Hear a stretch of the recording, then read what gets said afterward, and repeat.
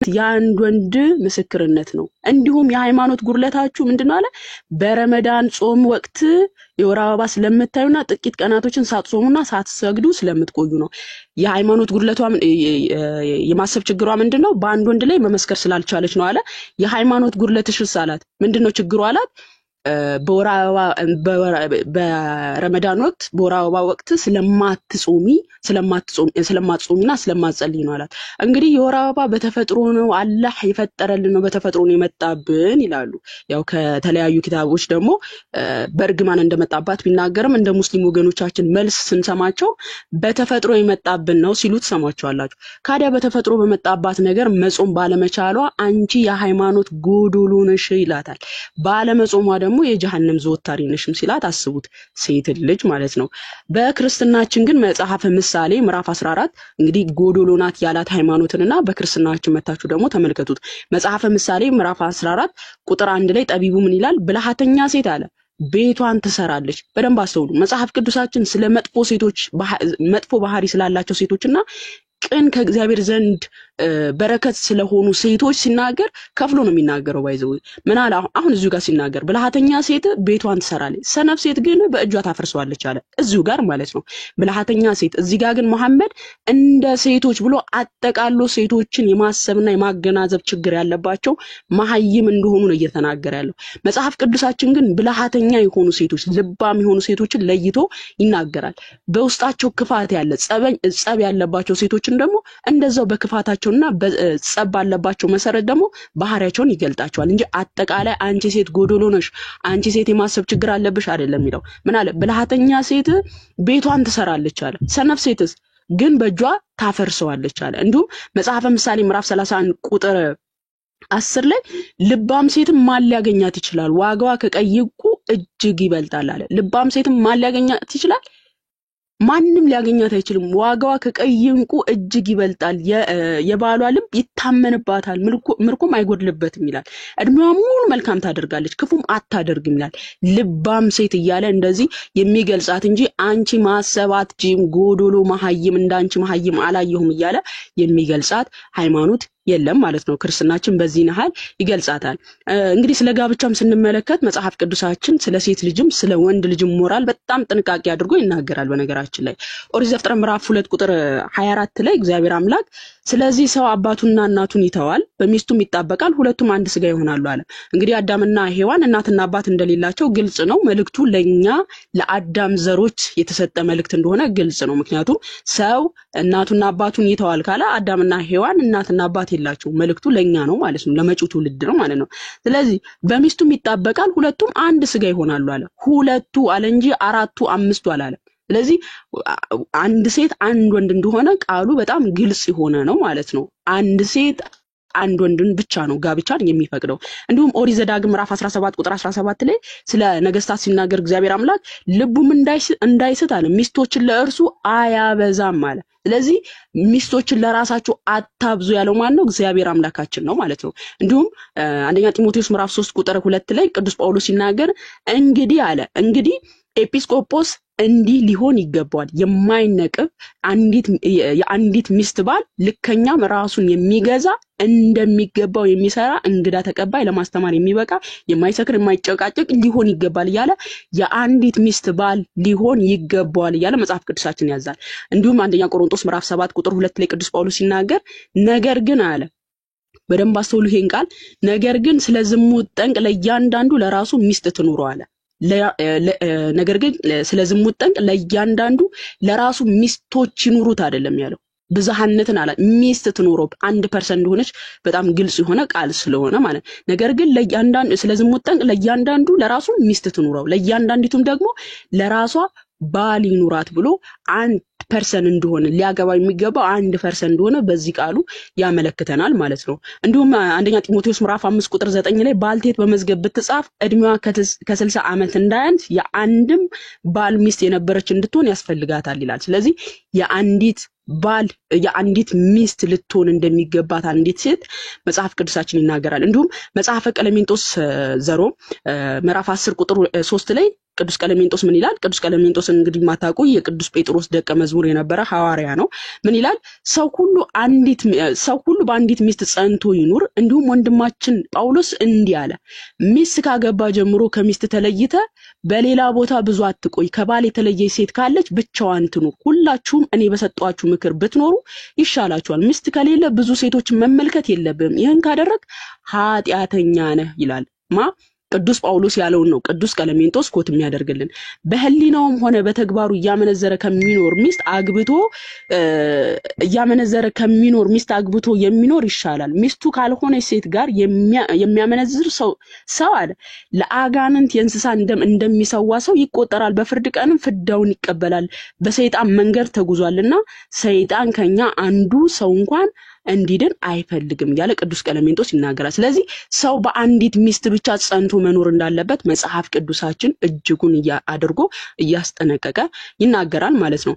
በእስልምናስ ብለን ስንመለከት በሱረቱል ኒሳ ማለት የሴቶች ምዕራፍ ቁጥር 3 ላይ እንዲላል በቲሞችም ማግባትን አለማስተካከልን ብትፈሩ አለ ዝሙትና ከተወሰነላችሁ በላይ ማግባትንም ፍሩ። ከሴቶችም ለእናንተ የተዋበላችሁ 2 2 3 3 4 4ንም አግቡ። አለማስተካከልንም ብትፈሩ አንዲትን ብቻ ወይም እጆቻችሁ ንብረት ያደረጉትን ያዙ አለ። እንግዲህ የክርስትናውንና የእስልምናውን ያስተያየን ነው። እስልምናው ምንድነው? 2 2 3 3 4 4ን አግቡ። አለማስተካከልን ብትፈሩ አለና አንዲትን ብቻ ያዙ። ነገር ግን እጆቻችሁ ንብረት ያደረጉትንም ያዙ አለ። አሁን በጣም እንደመፈከር የሚያነሱት ጥቅስ ምንድነው? እስልምናው ብቻ ነው አንዲትን ሚስት እንድናገባ የሚፈቅደው። ካልቻል 2 2 3 3 4 4 እንድናገባ እኮ ይፈቅዳል። ግን ካልቻል አንዲትን ብቻ እንድናገባ ያዛል አለ። እቺን ቃል በደንብ አስተውሏት። እጆቻችሁ ንብረት ያደረጉትን አንደው አቅሙ አልቻለም የሚባልና አንድ አብዱል አቅሙ አልቻለም የሚባልና አንድ ሚስት አገባ። ከአንዷ ሚስት በኋላ ደግሞ በእጁ ንብረት ያደረጋትን ባሪያ ለምን 60 ባሪያ አይሆንም? እነዛ 60 ባሪያዎችን ገንዘብ አድርጎ ግንኙነት መፈጸም ይችላል። አንዲትም ብቻ ነው አግባ የሚለን እስልምና ብለህ እንዴት ትሰክሳለህ? አንድ ሙስሊም ወንድ ማለት ነው። እንደው ባንችል አንድ ብቻ ነው እንድናገባ ቁርአን ያዘዘን ትላለህ? በእጅ ንብረት ያደረጉትን ያዛለህኩ ምንድናቸው እነሱ ከተባለ ባሪያ ሴቶች በሱረቱል ሙእሚኑን ምዕራፍ 23 ቁጥር 6 ላይ በሚስቶቻችሁ ወይም እጆቻቸው በያዟቸው ባሪያዎች ላይ ሲቀር እነርሱ በእነዚህ የማይወቀሱ ናቸው ይላል። እንዲሁም ሱረቱል ማዕሪጅ ምዕራፍ 7 ቁጥር 30 ላይም እንደዛው ባሪያ እንደተፈቀዱ ይናገራል። እነዚህ ባሪያዎች 60 ባሪያ ሊሆኑ ይችላሉ። አንዲትን በሐላል ያገባሃትን ሴት ይዛ ከ60 ባሪያ ሴት ጋር ግንኙነት መፈጸምን ይፈቅድልሃል እስልምና። መተ አንዲት ሚስት ካልቻልና አቅማችን ካልቻለኮ አንዲት ሚስት ብቻ ነው እንድናገባ የተፈቀደልን ብለ ልሰክስ አይገባም ማለት ነው አንድ ሙስሊም። ምክንያቱም ከ60 ከ70 ከሆኑ ባሪያ ከማረካቸው ሴቶች ጋር ግንኙነትን ስለፈቀደለ እዚሁ ጋር ማለት ነው። እንዲሁም ይሄንን የሴትን ሞራል ላይ እስቲ ስለ እስልምና ላይና ክርስትና ላይ እንመልከተው። በሴት ሞራል ላይ የትኛው ሃይማኖት ነው የሚጫወተው? ስለ ሴቷ ሞራል የሚጨነቀው እስልምና ወይስ ክርስትና የሚለውን ስንመለከት በሴቷ ሞራል ላይ የሚቀልደው እስልምና ሆኖ ነው የምናገኘው። ለምሳሌ ምንድነው በሴቷ ሞራል ላይ ሊቀልድ የሚችለው ብላችሁ ካላችሁ እዚህ ጋር እንዳሳዩዋችሁ 2 2 3 3 4 4ን አግባ ተብሏል። ለምሳሌ ዘይነብ፣ አይሻ፣ ፋጤ የተባሉ ሚስቶች አሉት። ጊዜ ሰጥቷቸዋል፣ ታይም ሰጥቷቸዋል። 4 4 ቀን ሰጣቸው እንበል። ኦኬ 4 4 ቀን ፋጤ ጋር 4 ቀን ፋጢማ ጋር 4 ቀን እንደዛ ጊዜ አከፋፍሎላቸዋል እንበል። 4 ቀን አይሻ ጋር ሆኖ 4ቱን ቀን ጨርሶ ወደ ዘይነብ ሲመጣ ዘይነብ ማንስትሬሽን ላይ ልትሆን ትችላለች። ኦኬ ዘይነብ ማንስትሬሽን ላይ ልትሆን ትችላለች። ማንስትሬሽን ላይ ከሆነች ደግሞ እንደ ቁርአን ህግ ከሆነ ግንኙነትን ይከለክላል ወይም ደግሞ ወደ ሴት ልጅ እንዳይቀርብ በሱረቱል በቀራ 222ኛው አንቀጽ ላይ ከወራዋም ይጠይቋል። እርሱ አጸያፊ ነው። ሴቶችንም በወራዋ ጊዜ ራቋቸው፣ ንጹህ እስከሚሆኑ ድረስ አትቅረቧቸው፣ ንጹህ በሆኑም ጊዜ አላህ ካዘዛችሁ ስፍራ ተገናኟቸው ይላል። አንዲት ሴት ለምሳሌ ተሯን ጠብቃ ሂሳብ ደምራና ቀንሳ ባሏ ይመጣል አይሻ ጋር አድሮ ፋጤ ጋር አድሮ ምናምን ተከፋፍሎ አድሮ ይመጣል። እዚችንኛዋ እንደዛ ሂሳብ ደምራና ቀንሳ መቼ ነው ተራይ ሐሙስ ነው አርብ ነው ብላ ሂሳቧን ደምራ ቀንሳ ሲመጣ ማንስትሬሽን ላይ ከሆነች ሳይቀርባት ይሄዳል ማለት ነው። ጠብቃ ደግሞ በወሩም ስትመጣ እዛው ማንስትሬሽን ላይ ነው ልትሆን የምትችለው። ጠብቃም በወሩ ስትመጣ የተሰጣት ቀን በዛ ማንስትሬሽን በሆነችበት ቀን ከሆነ በየወሩ ስትጠብቀው በዛ ሰዓት ላይ ይመጣል። ኢማጂን ምን ያህል በሴቷ ሞራል ላይ የሚጫወት ሃይማኖት እንደሆነ ምንም ስለሷ ስሜት የማይጨነቅ እንዲሁም ደግሞ እቃ የሆነች በቃ ቤት ውስጥ የተቀመጠች የምትቀለብ ልክ እንዴት ነው ከብትን ገዝታችሁ ምግብ ከራሳችሁ ሁሌ የምትቀልቡት ከብት ማለት ነው። በቃ እንደዛ አይነት ሰው ናት ያቺ ሴት። ኦኬ እንደዛ አይነት የሆነች ሰው ናት የምትሆነው ማለት ነው። በክርስትናችን እንግዲህ በክርስትናችን አሳያችኋለሁ። በእስልምና አሁንም ድጋሜ ሴት ልጅ እንዲመታት ያዛል። በሱረቱ ኒሳ ቁጥር 34 ላይ እንዲላል ወንዶች በሴቶች ላይ ቋሚዎች አሳዳሪዎች ናቸው አለ። እንግዲህ ወንዶች በሴቶች ላይ ቋሚዎች አሳዳሪዎች ናቸው የበለጡ ናቸው እየተባለ ነው። አላህ ከፊላቸውን በከፊሉ ላይ በማብለጡና ወንዶች ከገንዘቦቻቸው ለሴቶች በመስጠታቸው ነው አለ። ወንድ ልጅ ብልጫው በምንድነው? ገንዘብ በመስጠቱ ነው እየተባለ ነው። ገንዘብ በመስጠት ከሆነ በነገራችን ላይ ሙሐመድን እግሯ ስር ቁጭ አድርጋ ስታስተዳድረው የነበረች ከዲጃ ነበረች። ኦኬ ከዲጃ ከነብዩ ትበልጥ ነበር ማለት ነው። ከዲጃ ማስተዳደር የምትችል ሴት ነበረች። ሙሐመድን ራሱ ታስተዳድረው የነበረች ሴት ነች። ቁርአኑ ምንድነው? ገንዘብ በመስጠታቸው ነው የወንዶቹ ብልጫ እያለ ነው። ከገንዘቦቻቸው ለሴቶቻቸው በመስጠታቸው ነውና መልካሞቹንም ሴቶች ለባሎቻቸው ታዛዦች፣ አላህ ባስጠበቀው ነገር ሩቅን ጠባቂዎች ናቸው። እነዚያም ማለት ይሄን ቃል አስተውሉ። እነዚያም ማመጻቸውን የምትፈሩትን ገስጿቸው፣ በመኝታዎችም ተለዩዋቸው፣ ምቷቸው። ኦኬ ቢታዘዟችሁም ለመጨቆም በእነርሱ ላይ መንገድን አትፈልጉ፣ አላህ የበላይ ታላቅ ነው አለ። እንግዲህ ማመጻቸውን የምትፈሩትን ለምሳሌ አንድ አብዱል ሚስቱ በራሱ ሐሳብ ሴቷ እኮ ላታመጽ ትችላለች። እሱ ግን አስቦት ማለት ሚስቴ ልታመጽብኝ ነው እንዴ ብሎ ስጋት ካደረበት ምን ያደርጋል? መኝታ ይለያታል፣ ይገስጻታል፣ መኝታ ይለያታል። ከዛ እንዲመታት ያዛል። ይሄ ሳካሳት ታደርሱ የሚለው ይሄ ነብዩ ንግግር ነው። በነገራችን ላይ ቁርአን የፍጡር ቃል የለም ይላሉ፣ ግን የነብዩን ንግግር በቅንፍ አስቀምጠው እንመለከታለን። የሙሐመድን ንግግር ነው ከሐዲስ ላይ ብድግ አድርገው ሳካሳት ታደርሱ ያለው። ይሄን ደግሞ ተፍሲራቱን በምን ትመታ ብለው ሲያብራሩ እንግዲህ በጥርስ መፋቂያ ብለው አብራርተዋል። ጥርስ መፋቂያ የትኛው እንደሆነ ይሄንኛው ነው። በዚህ ነው የሚመቱት ጋይስ፣ በዚህ በጥርስ መፋቂያ ነው የሚመቱት ወይስ በምንድን ነው? ማለት በጥርስ መፋቂያ ሰው እንዴት ነው የሚመታው? በዚህ ነው? እንዴት ነው ቅውር እንዴት ነው ሴት ልጅ በጥርስ መፋቂያ ልትመታ የምትችለው? ነገር ግን እንደዛ አይደለም። አሁን የመጡ ሙፈሲራቶች እንደዚህ የሴት ልጅ ሞራል ምን ያህል እንደተጨቆነች አይተው እንደው ለመጠጋገን ቢሞክሩም በሐዲሳት ላይና የነብዩን ንግግርና የነብዩን ተግባር ስንመለከት እንደዛ አልነበረም። ለምሳሌ በሳሂህ ቡኻሪ 2558 ላይ ኢክሪማ የዘገበው ሐዲስ ማለት ነው። ሪፋ ሚስቱን ከፈታ በኋላ አብዱራህማን አገባት ይላል። ያችም ሴት አረንጓዴ ልብስ ለብሳ በመምጣት በድብደባ ምክንያት የደረሰባት አረንጓዴ ምልክት ለአይሻ አሳየቻት። ለአይሻ የተደበደበችውን አሳየቻት ማለት ነው። አረንጓዴ ልብስ ለብሳ ነው የመጣችው። እና አይሻ እንደ ሴቶች ወግ የአላህ መልእክተኛ በመጡ ጊዜ ምን አለቻቸው? እንዲህ አለች፣ እንደ አማኝ ሴቶች የሚሰቃዩ ሴቶችን አላየሁም። አይሻ በዘመኑ እንደኛ እንደ ሙስሊሞች የሚሰቃይ ሰውና አላየሁም እስከማለት ድረስ የሙስሊም ሴቶችን ስቃይ የመሰከረች ሴት ናች። ባይዘው እሷም ራሱ የደረሰባት ብዙ በደሎች ስላሉ ማለት ነው። ያለ እድሜዋ ወስዶ የ56 ዓመት ሽማግሌ ግንኙነት ፈጽሞባት እንደው ደላይ ብላ ልትዘግብም አትችልም። ምን አለች? እንደ አማኝ ሴቶች የሚሰቃዩ ሴቶችን አላየሁም፣ ይመልከቱ አለ። የሰውነቷ ቆዳ ከልብሷ በላይ አረንጓዴ ሆኗል ብላ እስከ መናገር ድረስ ያቺ ሴት ሪፋ ፈቶ አብዱራህማን ያገባት ሴት አብዱራህማን ቅጥቅጥ አርጓት ከለበሰችው ከአረንጓዴ ልብስ በላይ ሰውነቷ ስርዝ ድልዝ ሆኖ ወደ ነብዩ ፍትህን ፍለጋ በመጣች ጊዜ ነብዩ ግን ፍትህ ሊሰጣት አልቻለም። ምንድነው ያለው? አብዱራህማን ያው ከዚህ በታች ሁሌ ያያችሁትም ሐዲስ ስለሆነ ማለት ነው። አብዱራህማን ለምንድነው ተብሎ ሲጠየቅ ላምብብላችሁ። ያው እንግዲህ ሐዲሱ ያሳፍራል፣ ግን ላምብበው ምንም ማድረግ አልችልም። አብዱራህማን ሚስቱን ነብዩ ዘንድ መሄዷን ሲሰማ ከሌላ ሚስት የወለዳቸው ሁለት ወንዶች ልጆች ይዞ መጣ።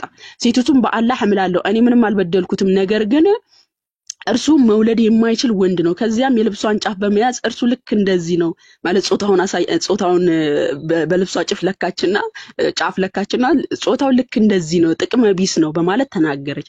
አብዱራህማንም እንዲህ አለ፣ በአላህ እምላለሁ የአላህ መልእክተኛ ሆይ ዋሽታለች። እኔ በጣም ጠንካራ ነኝ፣ ላረካትም እችላለሁ። ነገር ግን እርሷ ታዛዥ አይደለችም፣ ወደ ሪፋ መመለስ ፈልጋለች፣ ወደ መጀመሪያ ባሏ መመለስ ፈልጋለች ብሎ ሲል የአላህ መልእክተኛ ምን ቢል ጥሩ ነው እዚህ ጋር? እንደው እንዴት እንደዚህ ስርዝ ድልዝ አድርገህ ትመታታለህ? እኮ በዚህ በጥርስ መፋቂያ ነው ምቱ ያልኩት እኮ ምናምን ብሎ ተቆራቆረ አይደለም። ምንድነው ያለው?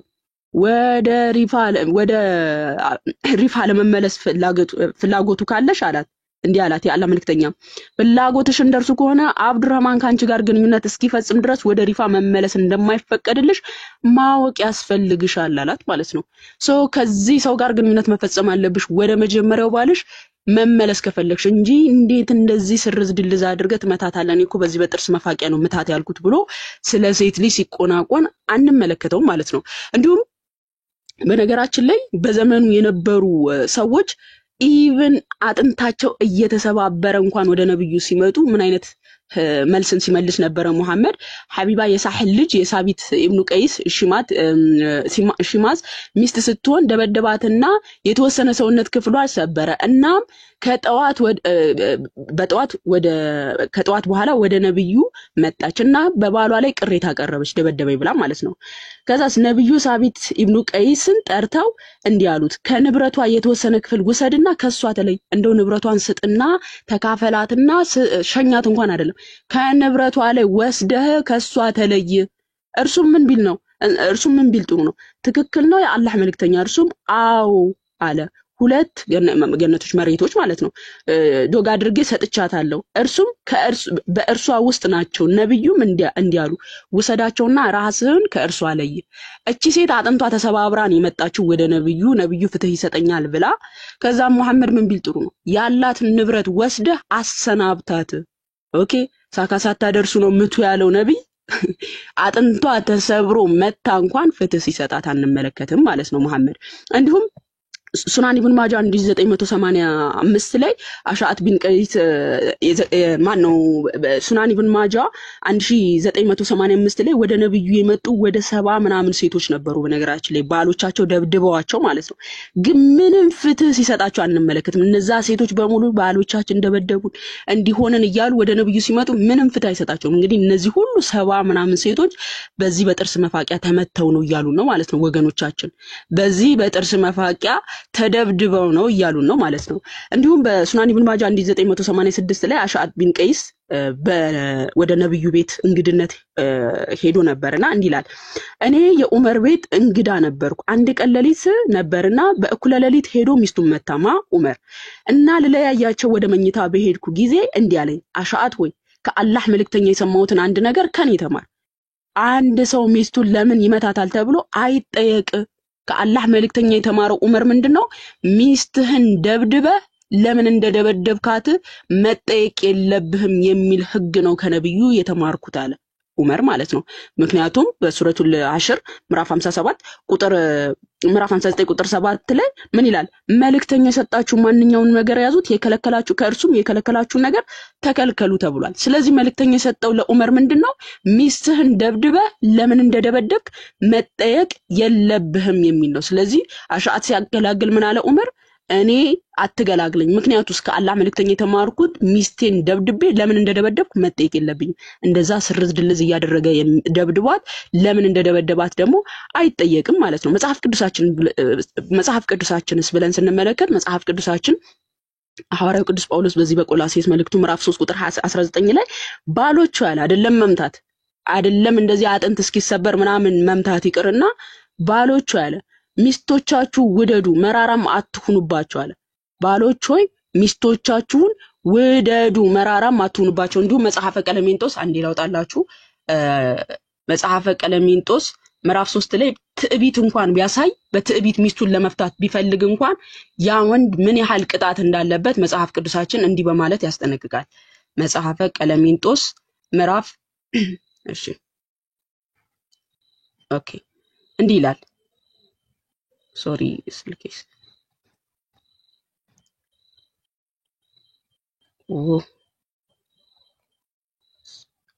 አንዴ ይቅርታ እሺ እንዲህ ይላል መጽሐፈ ቀለሜንጦስ ምዕራፍ 9 ቁጥር 114 ጀምሮ ሳታመነዝርና በዝሙት ሳትያዝ በትዕቢት ሚስቱን የሚፈታ ሁሉ አለ ህዝባውያን ሆነ ሌላ ከቤተክርስቲያን ለ7 ዓመት ይከልከል እግዚአብሔር አንድ ያደረጋቸውና አንድ ስጋ መሆናቸውን የተናገረላቸው እሱ እንዲለያዩ አድርጓልና ሌሎችም ህዝባውያን ሚስቶቻቸውን በግፍ እንዳይፈቱ አስተምሯቸው ሚስቱን ፈቶ ሲያበቃ በትምህርትና በቀኖና አልመለስም ካለ ከቤተክርስቲያን አልባነት ልጅነት ተመትሮ ይባረረ ትዕቢት አሳይቶ እንኳን ሴት ልጅ ላይ በትዕቢት ለመምታት ቢፈልግ እንዳልኳችሁ ቅዱስ ጳውሎስም መራራት ትሁንባቸው አይደለም መምታት ማለት ነው ባሎቹ ሚስቶቻችሁን ወደዱ መራራም አትሁንባቸው እንጂ እንደዚህ ቀጥቅጧቸው አልተባለም እንደዚህ ቀጥቅጧቸው አልተባለም ምክንያቱም በድብደባ የሚያምን አህያ እንጂ ሰው አይደለም በድብደባ የሚያምን አህያ ካልሆነ ሰው ከሆነ ሰው ልጅ ደግሞ በመነጋገር ነው የሚያምነው መጽሐፍ ቅዱስ ደግሞ እርስ በርሳችሁ እውነትን ተነጋገሩ የሚል ነው አንደኛ ኤፌሶ ምዕራፍ 4 ቁጥር 25 ላይ ስለዚህ በመነጋገር ስለምናምን እኛ ክርስቲያኖች ደብድቧቸው ብሎ ህግን አይሰጥም ማለት ነው ስለዚህ ቅዱስ ጳውሎስ ምን አለ ባሎቹ ሚስቶቻችሁ ውደዱ መራራም አትሁኑባቸው ኤፌሶ ምዕራፍ 5 ቁጥር 22 ጀምሮ ሲናገር ምዕራፍ 5 ቁጥር 22 ጀምሮ እንዲላል ሚስቶች ሆይ ለጌታ እንደምትገዙ ለባሎቻችሁ ተገዙ ይሄን ጥቅስ ይዙና ያው በኋላ ላይ ክርስቲያና ላይ የሚነሱትን እንመልሳለን ሚስቶች ሆይ ለጌታ እንደምትገዙ ለባሎቻችሁ ተገዙ የሚለውን ጥቅስ ይዙና ተመልከቱ ክርስቲያኖች ለጌታ እንደሚገዙ ነው ለባሎቻቸው የሚገዙት የሚል አይነት ትችት ሲያመጡ እንመለከታለን ግን እንደዛ አይደለም ጌታችን ኢየሱስ በዮሐንስ ወንጌል ምዕራፍ 14 ቁጥር 23 ላይ ምን ይላል የሚወደኝ ቢኖር ቃሌን ይጠብቃል አለ ስለዚህ የክርስቶስ ኢየሱስን ቃል የምንጠብቀው ምን አድርገን ነው ወደነው ነው እንጂ ተገደን አይደለም ኦኬ የሚወደኝ ቢኖር ቃሌን ይጠብቃል እኛ ክርስቶስን ስንገዛውም ተገደንም አይደለም ሰው አስገድዶንም እሱ ማስፈራርቶንም አይደለም ወደን ፈቅደን ያደረገልንን ፍቅር ያደረገልን ቤዛነት እርሱ ራሱ የገዛን ስለሆነ በፍቅሩ የገዛን ስለሆነ ተገስተን ነው በፍቅር ተገስተን ነው እንጂ በጉልበት አይደለም እንገዛለት አይደለም ለፍጡር አይደለም ለባል በትቢት መገዛት ይቀርና ለጌታችን ለኢየሱስ ክርስቶስ እንኳን በፍቅር ካደረገልን ቤዛነት ተገስተንለት ነው እንጂ ተገደን አይደለም ለጌታ የምንገዛው ስለዚህ ለባሎቻችሁ ተገዙ ብሎ ሲል ከምን አንፃር ነው በትህትና በየዋህነት ተገዟቸው ከሚል አንፃር ነው ቅዱስ ጴጥሮስ ያብራራዋል አንደኛ ጴጥሮስ ምዕራፍ 3 ላይ የቅዱሳንን ሴት ያነሳና እንዲሁም እናንተ ሚስቶች ሆይ ከባሎቻችሁ አንዳንዱ ለትምህርት የማይታዘዙ ቢኖሩ በፍርሃት ያለውን ንጹሃን ኑሯችሁን እየተመለከቱ ያለ ትምህርት በሚስቶቻችሁ ኑሮ እንዲገኙ ተገዙላቸው ካለ በኋላ ለእናንተም ጠጉርን በመሸረብና ወርቅ በማንጠልጠል ወይም ልብስን በመጎናጸፍ በውጪ ሆነ ሽልማት አይሆንላችሁ ነገር ግን በእግዚአብሔር ፊት ዋጋው እጅግ የከበረ የዋህና ዝግተኛ መንፈስ ያለው የማይጠፋው ልብስ ለብሶ የተሰወረ የልብ ሰው ይሁንላችሁ እንዲሁ አለ የቀደሙትን ቅዱሳን ሴቶች ያነሳል እንዲህ በቀድሞ ዘመን በእግዚአብሔር ተስፋ ያደረጉ ቅዱሳን ሴቶች አለ ደግሞ ለባሎቻቸው ሊገዙ ተሸልመው ነበር እንዲሁም ሳራ ለአብርሃም ጌታ ብላ እየጠራቸው ታዘዘችለት ኦኬ ሳራ አብርሃምን ጌታዬ ብላ ስትጠራው ያመለከችው አይደለም ስለዚህ እንዲሁ ሳራ ለአብርሃም ምን ብላ ተገዛችለት ጌታ ብላ እየጠራች ታዘዘችለት እናንተም ከሚያስደነግጥ ነገር አንዳች እንኳን ሳትፈሩ መልካም ብታደርጉ ልጆቿ ናችሁ ይላል ስለዚህኛ መገዛት ሲባል መስገድ ሳይሆን በፍቅር መገዛት ልክ ሳራ ለአብርሃም በፍቅር እንደተገዛችለት ማለት ነው ለዚህ ቅዱስ ጳውሎስ ምን አለን ሚስቶች ሆይ ለጌታ እንደምትገዙ ለባሎቻችሁ ተገዙ ክርስቶስ ደግሞ የቤተክርስቲያን ራስ እንደሆነ አለ እርሱም አካሉን የሚያድን እንደሆነ ባል የሚስት ራስ ነው ክርስቶስ የቤተክርስቲያን ራስ ገዢ እንደሆነው ባልም ደግሞ የሚስት ራስ ነው ብሎ በታላቅ ምስጢር ሲያብራራው እንመለከታለን ዳሩ ግን አለ ቤተክርስቲያን ለክርስቶስ እንደምትገዛ እንዲሁም ሚስቶች ደግሞ በሁሉ ለባሎቻቸው ይገዙ ቤተክርስቲያን ለክርስቶስ የምትገዛው ተገዳ ነው አይደለም ጉልላቷን የምታመልከው ተገዳ ነው አይደለም ወዳ ፈቅዳ በደሙ ያነጻት እርሱ ስለሆነ እዚሁ ጋር ይመልሳል ባሎች ክርስቶስ ደግሞ ቤተክርስቲያን እንደወደዳት ሚስቶቻችሁ ውደዱ በውሃ መታጠብና ከቃሉ ጋር አንጽቶ እንዲቀድሳ ስለ እርሷ ራሱን አሳልፎ ሰጠ እድፈት ወይም የፊት መጨማደድ ወይም እንዲህ ያለ ነገር ሳይሆንበት ቅድስትና ያለ ነውር ትሆን ዘንድ ክብርት የሆነችን ቤተክርስቲያን ለራሱ እንዲያቀርብ ፈለገ እንዲሁም ባሎች ደግሞ እንደገዛ ስጋቸው አድርገው ምን ይበሏቸው ሚስቶቻቸውን ሊወዷቸው ይገባል የገዛ ሚስቱን የሚወድ ራሱ ምን ይላል ይወዳልና ማንን የሚወድ የገዛ ሚስቱን የሚወድ ራሱን ምን ይላል ይወዳል ሚስቱን ካልወደደ ግን ራሱን ይጠላው እንጂ ሚስቱን አይደለም ማለት ነው ማንንም የገዛ ስጋውን የሚጠላ ከንቱ የለም ስለዚህ ሚስቱ የራሱ ስጋ ነች እሷን ከጠላ ራሱን ነው እየጠላ ያለው የገዛ ስጋህን ነው እየጠላ ያለው የገዛ ስጋውን ደግሞ የሚጠላ ማንንም የለም ነገር ግን አለ የአካሉ ብልቶች ስለሆን ክርስቶስ ደግሞ ለቤተክርስቲያን እንዳደረገላት ይገባዋል ይንከባከበዋል ስለዚህ ሰው አባቱና እናቱን ይተዋል ከሚስቱም ጋር ይተባበራል ሁለቱም አንድ ስጋ ይሆናሉ ይህ ምስጢር ታላቅ ነው አለ ስለዚህ ክርስቶስ ኢየሱስ መጽሐፍ ቅዱሳችን ክርስቶስ ለቤተክርስቲያን ነፍሱን አሳልፎ እንደሰጠ ባል ሆይ ልክ እንደዛው ውደዳት ሚስትህን ሚስት የራስ አካል ናት የራስህን አካል ልትጠላ አትችልምና እያለ ይናገራል ማለት ነው ኦኬ የራሱን አካል የሚጠላ ማንንም ስለሌለ እስልምናው ላይ ስንመለከት እንግዲህ መብራት በጣም አዛ ያደረገ ነው እስልምናው ላይ ስንመለከት እንግዲህ አንዲት ሴት ባሏ የስጋ ፍላጎት ኖሮበት ነይ ብሏት እምቢ ካለች አላህ መላእክን የሚያህል ግዙፍ አካል አስልኮ ያስረግማታል ኢማጂን አንዲት ሴት ወደ አልጋ ይሄው ሰሂህ ቡኻሪ 3237 አቡ ሁረይራ እንደዘገበ የአላህ መልእክተኛ እንዲያሉ ሴት ልጅ ባሏ ወደ አልጋ ቢጠራት ለወሲባዊ ግንኙነት ማለት ነው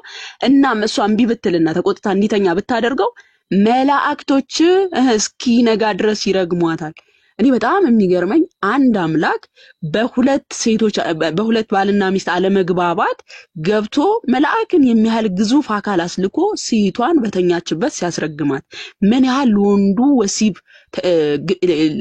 ለወንዱ ግንኙነት ቢጨነቅ ነው የዚህን ያህል ለሱ ስሜት ቢጨነቅ ነው እሷስ እንደዚህ ና በትለው ይመጣል የለም እኮ እሷ በሱ ስጋ ላይ ስልጣን የላትም እሱ ግን በሷ ስጋ ላይ ስልጣን ስላለው በፈለገው ሰዓት ልክ መሐመድ ቅድም ያነበብኩላችሁ ሐዲስ ላይ መንገር ላይ ሴት ባየ ሰዓት ቶሎ ብሎ ወደ ሚስቱ ሄደ ሚስቱ ቆዳ እየፋቀች ነበር ዘይነብ ስራዋን አስቆሞ ግንኙነት አደረጋት ለምን በሱ ስጋ ላይ ስልጣን አላት እሷ ግን በሷ ስጋ ላይ ስልጣን አለው በሱ ስጋ ላይ ግን እሷ ስልጣን የላት ኦኬ እሱ በፈለገው ሰዓት ነይ ካላት ኢቭን ምጣድ ላይ ሆና እንኳን ሊጥ ይዛ እንኳን ነይ ከተባለች መሄድ ነው ስራዋ ማለት ነው ቅዱስ ጳውሎስ ግን በአንደኛ ቆሮንቶስ ምዕራፍ 7 ቁጥር 4 ላይ እንዲላል ሚስት በገዛ ስጋዋ ላይ ስልጣን የላትም ማለት ስልጣን ለባሏ ነው እንጂ ኦኬ ሚስት በገዛ ስጋዋ ላይ ስልጣን የላትም ስልጣን ለባሏ ነው በቃ ብሎ ዝም አለ እንደዛ ቢል ኖሮ እንዴ እኔ ላይ ስልጣን አለው እኔ በሱ ስጋ ላይ ስልጣን የለኝም ብዬ እንድጠይቅ እገደላለሁ ግን እንደዛ ብቻ አላቆም ቅዱስ ጳውሎስ ምን አለ እንዲሁም ደግሞ ባል በገዛ ስጋው ላይ ስልጣን የለውም ስልጣን ለማን ነው ለሚስቱ እስልምና ላይስ ናይ ተብለሽም ቢከተባልሽ መላእክቶች 600 ክንፍ ያላቸው መላእክቶች እየመጡ ይረግሙሻል ማለት ነው ለሊቱን ሙሉ መጽሐፍ ቅዱሳችንስ ሚስት በገዛ ስጋዋ ላይ ስልጣን የላትም ስልጣን ለማን ነው ለባሏ ኦኬ በዚህ ብቻ አልዘጋም እንዲሁም ልክ እንደሱ ደግሞ ባል በገዛ ስጋው ላይ ስልጣን የለውም ስልጣን ለምኑ ለሚስቱ ነው ኦኬ ስለዚህ መጽሐፍ ቅዱሳችን በዚህ በፍትሃዊ መልኩ ነው የሚያስቀምጠው እንጂ ሴቷን ብቻ አይናገርም ምክንያቱም ከተባለ ሴት ልጅ እርሻ ነች የሱ የስሜት ማርኪያ ብቻ ስለሆነች እንደስልምና ማለት ነው በሱረቱል በቀራ የላሚቷ ምዕራፍ ማለት ነው 223ኛው አንቀጽ ላይ ሴቶቻችሁ ለእናንተ እርሻ ናቸው እርሻችሁን በፈለጋችሁ ሁኔታ ድረሱ ይላል ሴቶቻችሁ ለእናንተ እርሻ ናቸው እርሻችሁን በፈለጋችሁ ሁኔታ ድረሱ የተባለው ሴት ልጅ እንደፈለገው ማረስ እንደሚችል ስሜቱን እንደፈለገው ማርካት እንዲችል ስለተፈቀደለት ነው ሳሂህ ሙስሊም 1464 ላይ ማን ነው 2164 ላይ አብዱላህ ኢብኑ አባስ የዘገበው ሐዲስ ነው አንድ የቁረይሽ ነገድ ሐዲስ ረጅም ነው የቁረይሽ ነገድ የአንሷሪን ሴት አገባ ይሄ አንቀጽ የወረደበት ምክንያት ማለት ነው እርሻ የተባለችበት ምክንያት የአንሷሪን ሴት አገባና ያቺ አንሷሪ ሴት ደግሞ እሱ በፈለገው አይነት ግንኙነት ሊፈጽምባት እሱ የፈለገው በፊትም ከፊት ከኋላ በሚባሉ አይነት ግንኙነቶች ነው የለመደው እቺ አንሷሪ ሴት ደግሞ እንደዚህ አይነት ነገር አልለመደችም እናም በእንደዚህ አይነት እኔ ጋር ልትቀርብ አትችልም ስትለው ነብዩ ይሄንን ነገር ሰማ ይሄንን ነገር ሲሰማ ምን አለ አላህ ኖ አንቺ ማን ስለሆንሽ ነው አንቺ ኮርሻ ነሽ ሴቶቻችሁ ለእናንተ እርሻ ናቸው እርሻችሁን በፈለጋችሁ ሁኔታ ድረሱ ለምንድነው እንደፈለገው ሊያርስሽ ሲል እንቢመትዩ ዝም ብለሽ ታረሽ የሚል አንቀጽ አወረደላት ማለት ነው አንቺ በሱ ስጋ ላይ ስልጣን ስለሌለሽ እንደፈለገው እንዲያርስሽ ቁርአን ይፈቅዳል ማለት ነው እሱ ብቻ አይደለም ጾም ስትጾሚ እንኳን ባልሽ እንዲፈቅድ መጠየቅ አለብሽ አንቺ ከአምላክሽ ጋር ጾም አንድ የንስሐ መንገዳችን ነው ወደ ጌታ የምንቀርብበት እንትናችን ነው መንገዳችን ነው ይሄንን ወደ አምላክሽ የምትቀርቢበትን ጾም እንኳን ባልሽ ካልፈቀደ መጾማችን ሰሂህ ቡኻሪ 5192 ላይ አቡ ሁረይራ እንደዘገቡት እንዲያሉ አንዲት ሴት ባሏ ካልፈቀደላት በቀር መጾም የለባትም ልጾም ስትይ ምንድነው የምታደርጊው ባሌ ሆይ ልጾም ብለሽ እጅሽን ዘርግተሽ ጠይቂያለሽ ባልሽን አይሆንም ካለሽ መጾማችን ይሄ ካዲያ ለምንድን ነው እንደዚህ የተባለው ከተባለ ሱናን አቢ ዳውድ 2459 ላይ አንዲት ሴት አቡ ሰዒድ አልኩድሪ የዘገበው ሐዲስ ነው። አንዲት ሴት ባሏ ደበደባትና ወደ ነብዩ መጣች። እሷም እንዲህ አለች፣ ያላህ መልክተኛ ባለቤቴ ሳፋን ኢብኑል መጥቷል፣ መታኝ፣ ልሰግድ ስል ይደበድበኛል፣ ስጾም ጾመኛ ጾሜን ያገድፍብኛል አለች። ፀሐይ እስክትወጣ ድረስ የንጋት ሰላትና አይሰግድም። ከዛስ እሱ አይሰግድም፣ እኔ ስሰግድ ግን ልሰግድ ስል ጾሜንም ስግደቴንም ያበላሽብኛል ብላ ለነብዩ ተናገረች። እናም ነብዩ ጠየቀው፣ ለምንድን ነው እንደዚህ የምታደርገው ብሎ ጠየቀው ማለት ነው። ምን አለ?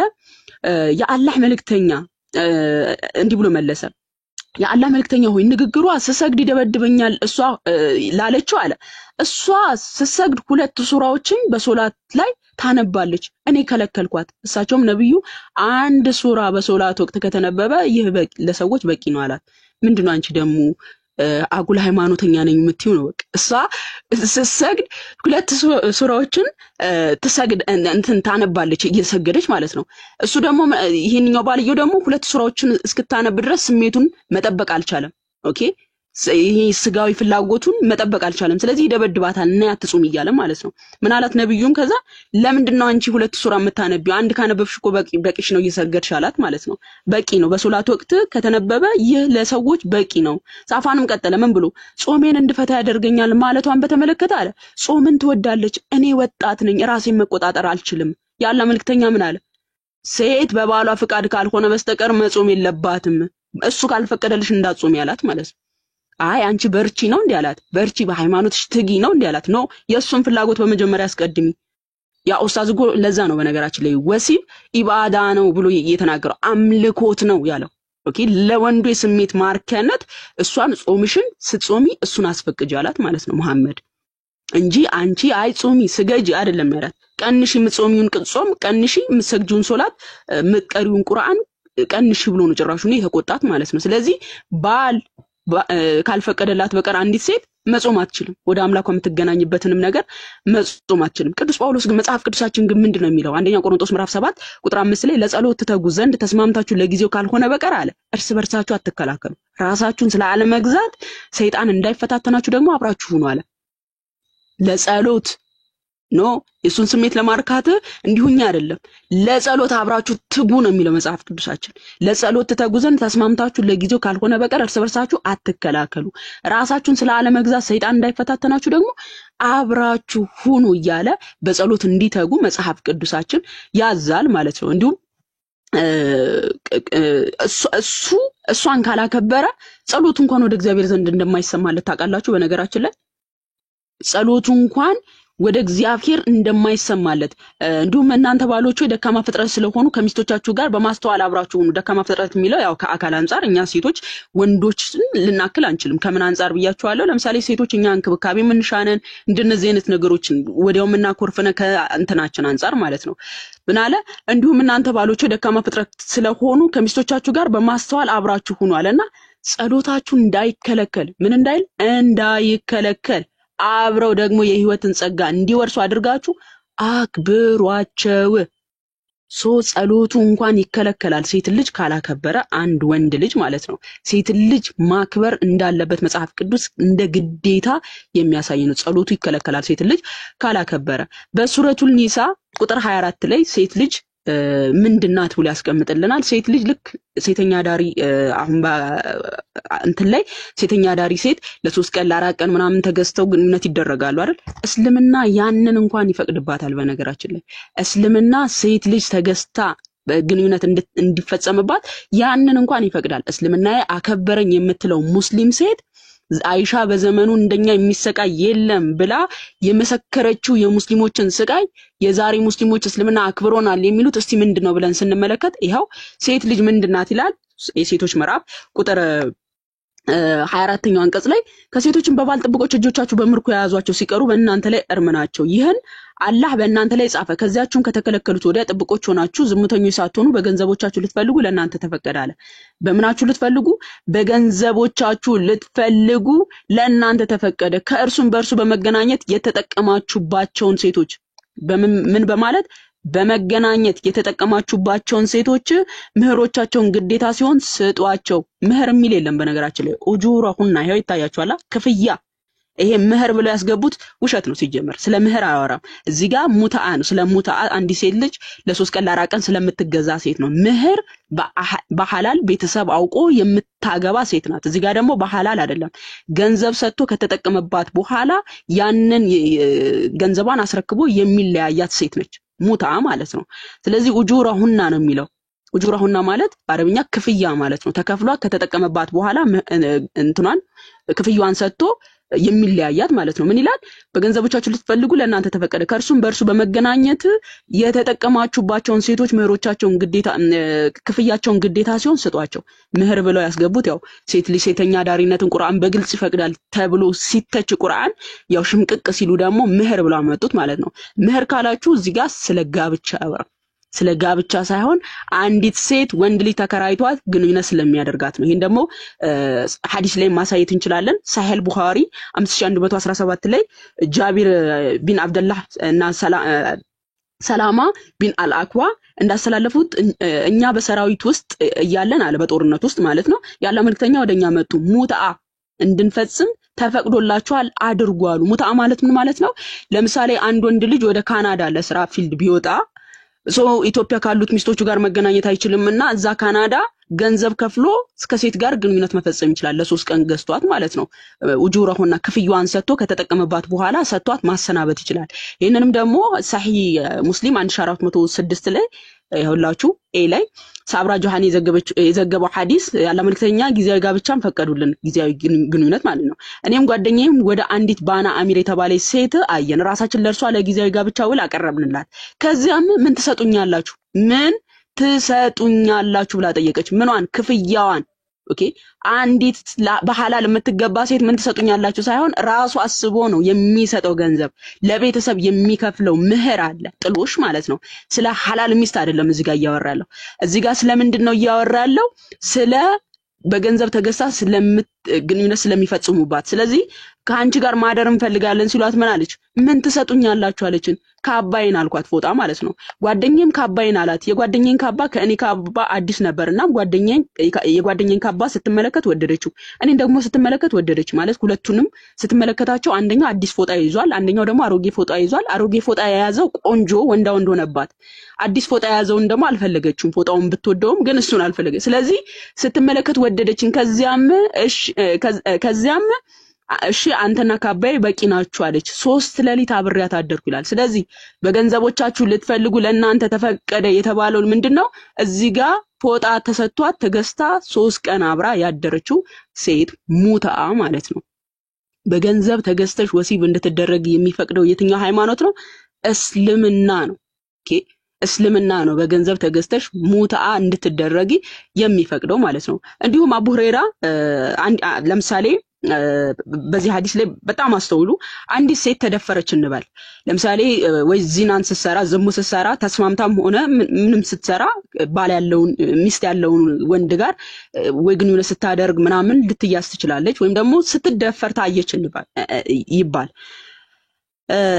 ሐዲሱን ላሳያችሁ ሳሂህ ቡኻሪ 4533 ላይ አቡ ሁረይራ እንደተረኩት ሰዓድ ቢን ኡባዳ ነብዩን እንዲህ አላቸው ሚስቲን ከሌላ ወንድ ጋር ቢይዛት ተኝታ ማለት ነው ምን ማድረግ አለብኝ 4 ምስክሮች እስከማመጣ ድረስ ጊዜ መስጠት አለብኝና አላቸው ነብዩን ማለት ነው ነብዩ አዎን አሉት ሚስቱ ዝሙት እየሰራች አልጋው ላይ ከሌላ ወንድ ጋር ቢይዛት ሰውየው ወይም ደግሞ እሷ ከሌላ ሴት ጋር ባሏ ዝሙት እየሰራ ብታገኘው ምንድነው የምታደርገው 4 ምስክሮች መምጣት አለባቸው እንደዛ 4 ምስክሮች እንዴት መሰላችሁ የሚያዩት ይሄውላችሁ ፈትዋ ቁጥር 8851 ላይ ጥያቄ ተጠየቁ እንዴት ነው 4 ምስክር ቀርቦ እነዛ ሰዎች ዚናን ሰርተዋል ተብለው ሊከሰሱ የሚችሉት ወይም ዝሙት ሰርተዋል ሊባሉ የሚችሉት የሚለውን ምን ብለው ጠየቁ በዚህ ዘመን ዚናን በሚያደርጉ ወንድና ሴት ላይ 4 ምስክሮች እንዴት ይቀርባሉ ብለው ጠየቁ ሙስሊም ወገኖቻችን በዚህ እኩይ ተግባር እንዴት ልንመክረው እንችላለን ከዛስ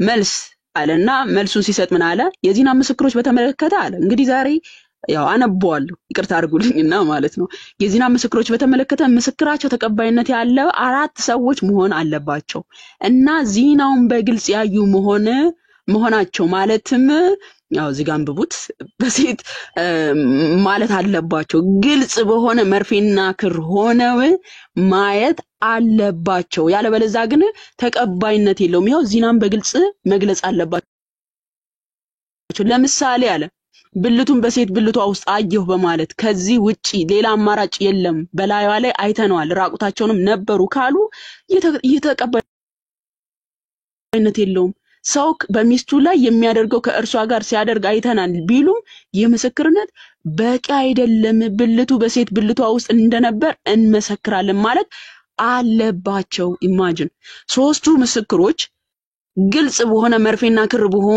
ሆነው አዩ እንበል አንዱ ግን እንዳጋጣሚ ሆኖ ብድግ ብሎ ራቁቱን ሆኖ አልጋ ላይ ያየ ተቀባይነት የለውም እየተደፈረችም ቢሆን ማለት ነው ተቀባይነት የለውም ተቀባይነት ያለው እንዴት ነው ግልጽ በሆነ መርፌና ክር ሆነው አራቱ ምስክሮች ማየት አለባቸው ይላቸዋል ማለት ነው እስልምናው ሶ በዚህ አይነት የትኛው አካል ነው እንደፈለገው ደፍሮ አራት ምስክር በግልጽ መርፌና ክር ሆኖ ካላየ እሱን ማሰር አንችልም ወይም እሱ ላይ ክስ መመስረት አንችልም ይባላል ያ ሰው ደግሞ አራት ምስክሮች ኑ እዩኝ እኔ እኮ ልደፍር ነው ብሎ አይደለም የሚደፍረው ወይም ደግሞ እኔ እኮ በሚስቴ ላይ ዝሙት ልሰራ ነው ኑ አራት ምስክሮች እዚህ ጋር መርፌና ክር ስንሆን እዩ ብሎ ጠርቶ አይደለም ዝሙት የሚሰራው ስለዚህ በዚህ አይነት የትኛውም ዚናን የሰራ ወንድን ሊከሰስ ወይም ደግሞ ዚና የሰራች ሴትም ልትከሰስ የምትችልበት ምንም አይነት አማራጭ ሊኖር አይችልም ምክንያቱም ዚና ሲሰራ አራት ምስክር ፈጥቶ የሚያየው የለም ኦኬ እንዳጋጣሚ አንዱ ራቁቱን ሆኖ ሊያይ ነው የሚችለው አንዱ እንቅስቃሴ ነው ሊያይ የሚችለው ምናምን ተመሳሳይ አራት ሊኖር ስለማይችል ማለት ነው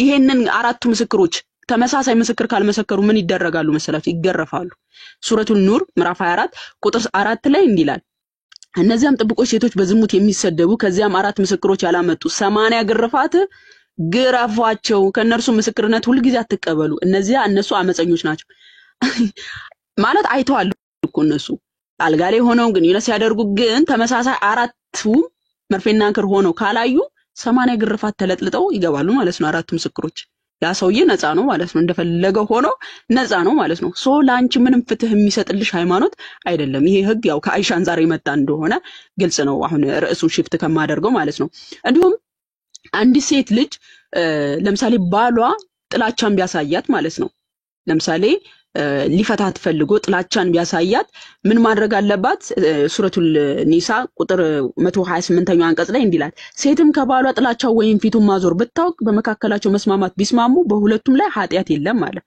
ለዚህ በሁለቱም ላይ ምን የለም ኃጢያት የለም መስማማቱ ምንድነው ካልን ተፍሲራቱ ምን ብለው ያብራራሉ ለምሳሌ ሳውዳንና የአይሻን ያነሳሉ ሳውዳ ምን ነበረች ከተባለ ሳውዳ በጣም አሮጊት የነበረች ሴት ናት መሐመድ ጀርባውን ሰጥቷት ነበር ማለትም ጥላቻን ያሳያት ነበር ፊቱን አዙሮባት ነበር ያንን ስላወቀች ሳውዳ ምን አለች ነብዩ ሆይ አትፍታኝ የኔን ቀን ለአይሻ አሳልፈ ስጣለችው አሮጊት ስለነበረች ማለት ነው ኦኬ ስለዚህ የኔን ቀን ለአይሻ አሳልፈ ስጥ እኔን ግን አትፍታኝ ስትለው ነብዩ ተስማማና የሷን ቀን አይሻ ጋር ማደር ጀመረ ማለት ነው ሶ አይሻ ጋር ሲያድር በሐሳቡ ተስማምቷል ፊቱን አዙሮባት ነበር ጣልቷት ነበር ማለት ነው ቁርአኑ ምን ይያለ ነው ሴትም ከባሏ ጥላቻን ወይም ፊቱን ማዞር ብታውቅ በመካከላቸው መስማማት ቢስማሙ በሁለቱ ላይ ምን የለም ኃጢያት የለም መስማማቱ ምንድነው ያላትን ነገር ለሷ አሳልፋ መስጠት ሳውዳ እንዳደረገችው ሳውዳ ለአይሻ አሳልፋ ሰጠች ቀኗን ሂድና አይሻን ዘይር እኔ ጋር አትምጣ ግን አትፍታኛለችው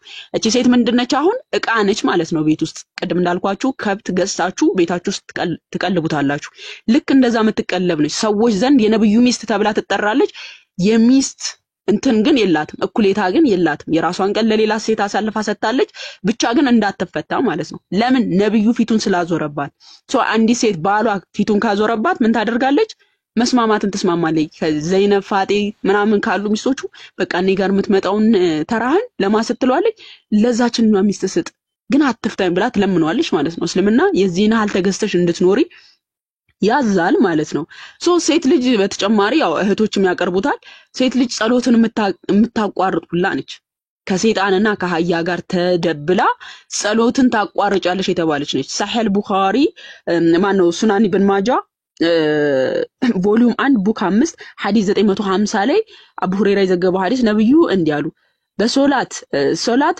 በሴት በውሻና በአህያ ምክንያት ይቋረጣል አለ ሴት ልጅ ከአህያና ከውሻ ጋር ተመድበሽ ጸሎትን ታቋርጫለሽ በሳሂህ ሙስሊም 5510 ላይ ነብዩ ተጠይቆ ነበር ቢጫ ውሻና ጥቁር ውሻ ምንድነው ልዩነቱ ተብሎ ሲጠየቅ ጥቁር ውሻ ከሰይጣን ነው ብሏል። ስለዚህ ከሰይጣን ተመድበሽ አንቺም ታደርጊያለሽ ጸሎትን ታቋርጫለሽ ይልሻል ማለት ነው። ጸሎትን መታቋርጭ ብቻ አይደለሽም በጀነት ውስጥ ደግሞ የጀሃነም ሙክት ነሽ ይልሻል። صحيح مسلم 2738 ላይ ምን ይላል? ኢምራን የዘገበው ሐዲስ ምን ይላል? ያለ መልክተኛ እንዲህ ብለዋል። ከገነት እስረኞች ከገነት አናሳኛ ሴቶች መካከል ሴቶች ጥቂቶች ይሆናሉ። ጀነት ውስጥ በጣም ጥቂት የሆኑት ምኖች ናቸው አለ? ሴቶች ናቸው፣ ወንዶች ናቸው። ሴት ልጅ አብዛኞቹ የጀሃነም ናቸው። ምክንያቱም ጀነት ውስጥ ጥቂት የሆኑት የጀሃነም ሆኖ ነው። አስቡት። ባለመጾማ ጾም ስትጾም ባሏ መፍቀድ አለበት። ባለመጾማ ባሏን ባለማክበሯ ይሄን ሁሉ መስዋዕት ከፍላ ባልሽን ስለማታ ሳሂህ ቡኻሪ 304 ላይ ምንድነው 334 ላይ ምክንያቱም ሲያብራራ አጾምም ትሳደባለች ባሏን አታከብርም ብሎ ነው ያስቀመጠው። ባልን ሊያውም አራት ሴት ጋር ሄዶ ዋይንቶ ሲመጣ ሽርጉድ ብላ የምትጠብቅ ሴት የሱን ስጋዊ ፍላጎት ለማሟላት ስትል ምጣር ላይ ከሆነች እንኳን ምጣዷን አቋርጣ የሱን ፍላጎት የምታሟላ ሴት ለመጾም ባሏን አስፈቅዳ የምትጾም ሴት የጀሃነም ሙክት ነሽ ይላታል እስልምና ማለት ነው። እሱ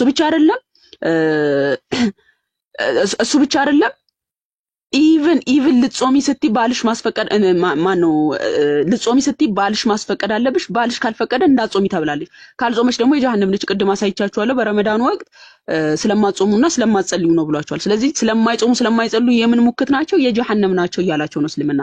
ይሄን ሁሉ መስዋዕት ከፍለው ማለት ነው። መጽሐፍ ቅዱሳችን እስካዲያ ብለን ስንል ገላትያ ምዕራፍ 3 ቁጥር 26 ላይ ሴት ወንድ አይልም፣ ለሴት ለወንድ የሚል መድሎ የእግዚአብሔር መንግስት አያዳላም።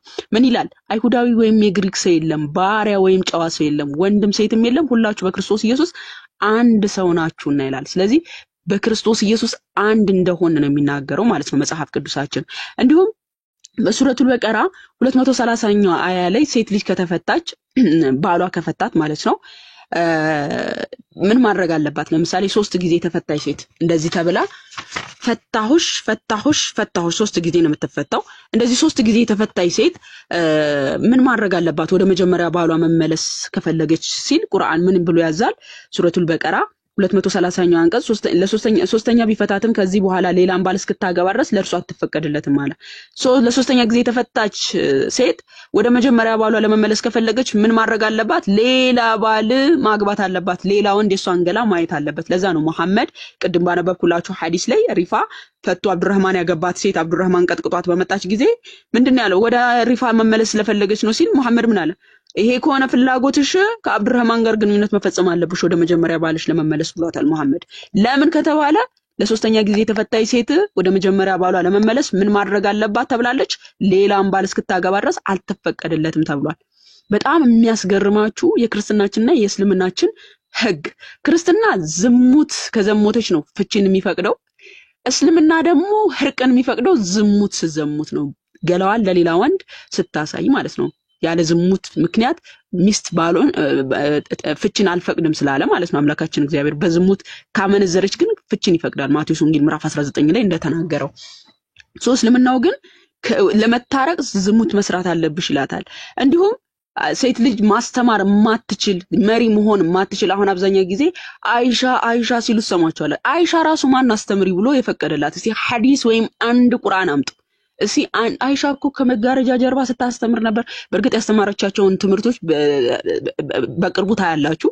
ነገር ግን ማስተማሩ ራሱ አስተምሪ ብሎ ህግን የሰጣት ማን ነው እንድታስተምር የፈቀደላት ብለን ስንል ማንም የለም። ይልቁኑ መሐመድ በአልጀማ ጦርነት የፔርሻዋን ንግስት አድርጎ በሾመበት ሰዓት መሐመድ ምን ብሏል?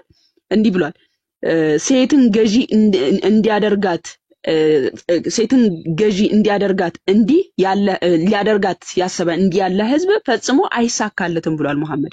አንዲት ሴት ልጅ ገዢ ወይም ደግሞ መሪ ከሆነች ያ ሐሳቡ ራሱ ምንም እንደማይሳካለት መሐመድ ተናግሯል። ሴት ልጅ መሪ መሆን እንደማትችል ገዢ መሆን እንደማትችል እስልምና ያስተምራል። ካዲያ አይሻ ማፈቅዱላት ማስተማርን ቻለች? ማን የትኛው ቁርአንና ሐዲስ ነው አይሻ ታስተምር ብሎ የፈቀደላት ብለን ስንል የለም። የአይሻ ታሪክ ስለሚያሳፍራቸው ብቻ አይሻ እኮ እንዲያደርጋለች ብለው ሲናገሩ ሰማላችሁ ማለት ነው። በመጽሐፍ ቅዱሳችን ግን በጣም ማስተማር የሚችሉ እናቶችን እንመለከታለን። በአዲስ ኪዳን ራሱ ሐዋርያው ቅዱስ ጳውሎስ በቲቶ ምዕራፍ 2 ቁጥር 3 ላይ እንዲሁም አሮጊቶች ሴቶች አካሄዳቸው ለቅዱሳን አገልግሎት የሚገባ የማያሙ ለብዙ ወይን ጠጅ የማይገዙ በጎ የሆነውን ነገር የሚያስተምሩ ይሁኑ አለ። ምን የሚለው በጎ የሆነውን ነገር የሚያስተምሩ። ለምሳሌ በቤተክርስቲያናችን ጉባኤ ዘርግተው የሚያስተምሩ ሴቶች አሉ። ስማቸው ጠፋብኝ እትዬ ገላኔ ካልተሳሳትኩ እሳቸው አሁን ጉባኤ ዘርግተው ሴቶችን ማስተማር የሚችሉ እናት ናቸው፣ መጽሐፍ ቅዱስ ስለፈቀደላቸው ማለት ነው። እሳቸው ሴቶችን ሰብስበው ማስተማር ይችላል። ስቲል ስለ ክህነት ራሱ ማስተማር ትችላለች ሴት ልጅ። የክህነትን አገልግሎት መፈጸም አትችልም። ስለ ክህነት ግን እንድታስተምር ቤተክርስቲያን ትፈቅዳለች።